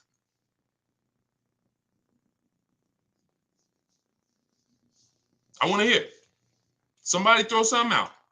40? Okay. 40? I'm going to take the lowest number. This is how it's going to, I mean, it's not going to be 30. Okay. A $54,000 vehicle. You're not, let's take 21. Okay.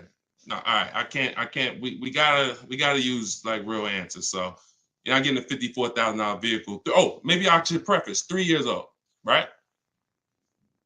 Let's say 35. Let's say 35, right? That's pretty conservative. 54,000 new. They find one for a great price. It's a used car. They get it for 35. Every $5,000, $100 a month. What's the car payment? 700. 700. So you have Tope, who's driving off in a brand new BMW, $690 a month. You got the person who bought thinking it saved $10,000, got an incredible discount, $950. And then you got the person who got a 3-year-old BMW. Warranty will be up next year. They're going to be on their own. They're paying $700. That's what I mean. I told you I was going to make it very clear for you that when you should be leasing, you cannot get a great deal. I don't care how much money you save off the car. I don't care if you buy a used one. When you should be shopping for great lease deals, you're not a long-term person. Now, here's where both of those people can beat Tope. Both of those people can keep their cars 8 years, long-term, pay the cars off. Now, we see them down the line, and now they're winning. And it's not that Tope is losing. It's just that they've all won now. Everything when you purchase cars, when you get to this stage, if a person bought that car and they're at this stage now, I had this BMW for 8, 9, 10 years, and it's not losing any value anymore. Oh, you won. That's the reward for buying. But if you're not going to get there, you're losing by not leasing. That's the leasing versus buying. I call that the most important question. It's the first question. When you open my book, it's step 1. How many years are you keeping the next car? That is the first thing you ask yourself because it's the foundation of your car deals. So everything that I'm teaching you is out of my new digital book, Car Shopping for People That Hate Car Shopping. 7 steps to saving time, money, and avoiding dealerships. Step 1 is the most important question. Step 7 is delivery. So by the time you get to step 7, you're either having your car delivered or you're picking it up. This is not a book you read and then you go take a test on it. This is an action guide that gets you closer and closer to your vehicle. And when you get to step 7, you're taking delivery. So you can get it for 75% off. Get your copy. Get your 75% off in my TikTok bio, in my Instagram bio. It'll be in your inbox in literally 5 minutes. If you're on YouTube or Facebook, you can scan the QR code or you can go to Deshone'sBook.com. All right. I love talking about this. Go ahead, Dolan. We probably got time for 2 more. Bring in 2 more, Dolan. Bring in the next one. And then we'll wrap. Yep. I drive too much to lease. See, hold on. Before you say that, you got to be very careful making statements. And I'm going to be honest with you, y'all. I will put what I teach and I put my people who learn from me against anybody shopping for cars. Because once you get this and once you get how to shop, you'll be able to do this in 60 minutes. You'll be able to get great car deals in 60 minutes. But in order for you to win, the best thing for you to do is ask questions here, not make statements. All right. This one's from TikTok. Can you use the equity in your lease toward the purchase? Oh, yeah, we got that one already, Dolan. We did that one. Shoot the next one up. This one's from Instagram. How do you compare car prices if the model has different options and packages? Are you talking about new cars or are you talking about used cars? Let's just break down them both. How do you compare car prices if the model has different options and packages? The way we compare lease offers, we look at them from percentages. See, prices can change, but percentages don't. If I got a $40,000 vehicle and I'm paying under 400, that's a 1% lease. We call that a steal. If somebody offers me a $42,000 car, if it's 1%, then that's $420. That's why we go by percentages. Same thing with used cars. When we're looking at a used car, I need to know what the original MSRP was. I'm going to get this from the Carfax. I'm going to get this from, there's a site called With Clutch. Carfax has an agreement with a couple manufacturers where they have the window sticker there. So I'm going to get I'm not going to buy a used car, and I would never recommend you buy a used car without knowing the original MSRP, because we want to look at the discount percentage. So example, my Infinity truck I bought, it was $54,000 brand new. The other three that I was looking at, one was 52, one was 48, one was 46. So when I compared the discount off of the new price, this one had the greatest discount off the new price. Therefore, it was the best offer. And that doesn't matter that it had more options than everything. It also had a greater discount percentage wise. That's how we compare, no matter what prices are being thrown at us. When you learn to look at things percentage, and I have calculators in my book. I have ways that we make offers. I have calculators that I've invented, online calculators where we plug in all our offers and then it spits out the counter offers that we should be making. All of that is in there. Like there's more stuff in the book than I could ever describe on this one live stream. All right, go ahead. Cue up the last one. Pick a good one. TikTok. Listen to him. He got me a check for $4K for my lease car. I said pick a good one. You picked a good one. Listen, a lot of people, and I'm glad. Congratulations on that. A lot of people didn't even know you could sell leases. If you didn't know you could sell a lease, type a question mark. Be honest. If we're honest here, this is how you're going to win. Because at some point, this person right here who just said I got $4K selling my lease, at some point, they didn't know you could sell a lease. But once they discovered it, they're like, okay, I'm going to tap in. I'm going to follow what he says. And that part of their transaction's 4,000 richer. Forget what they bought. Forget how much they got off the car. Just that part is 4K. So all of you who said I didn't know you could sell a lease, think of how much money you have left on the table returning leases to dealerships without doing an equity assessment. So we must do it. So I'm very big on getting this information out. Y'all can get it any way you want. You can go through all my social media videos. As you can see, those videos are made for different types of people. Some of you are high mileage drivers. Some of you are, going to be leasing. Some of you have negative equity. Some of you are going to be purchasing new. Some of you are going to be purchasing used. Some of you are going to be paying cash. So you can go through the social media videos and piece the ones together that's for you. You can also hop on these live streams, piece the information together for you, or you can go and grab your copy of my new book, Car Shopping for People That Hate Car Shopping, 7 Steps to Saving Time, Money, and Avoiding Dealerships, and you can just have the whole playbook. And the playbook is in there for everything. So if you're leasing now, it's in there. If you're going to be getting your spouse a car, it's in there. I can't tell you how much the book is going to make you. You'll tell me. Maybe 10, 15, 20 years, you'll tell me, this book, Deshone, this book has saved me $20,000. Because the more cars you get, the more your money you're going to save, even if you're going to get one. But I just want you to have the information, get it how you want it. You can get 75% off your copy as part of our book launch in my TikTok bio. Click that link, and then same thing in Instagram. Click that link and then click the button that says get 75% off my new book. But it's only for 30 minutes. After 30 minutes, price goes back up to $97. $24 is better than $97. So, and I'll put the link one more time for you guys on YouTube and Facebook. You can click this link here that says Deshone's book. I just posted it. Or you can scan the QR code. If you might be watching us on a television, you can just scan the QR code with your phone, grab your 75%. So this is what we do. Whenever you see me live, I'd encourage you to invite a friend, tell somebody. If you see a coworker and they're like, man, I got to buy a car soon, invite them to one of our streams, because we get very, very detailed about showing you all the money in your car deals and making sure you know what you're doing.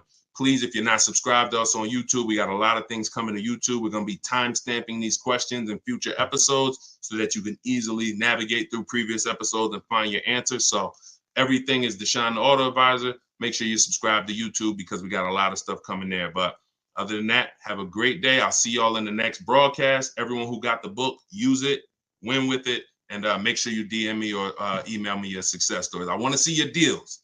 Email me your deals, not just your cars. You're going to love it. Once you start making deals and you're confident with the money, you're going to be so excited about sharing the numbers, you might forget to tell me what car you got. You know, Deshone, look at this price I just got. Oh, by the way, it was on this car. You know, so that's what we want. All right. God bless y'all. I'll see you soon.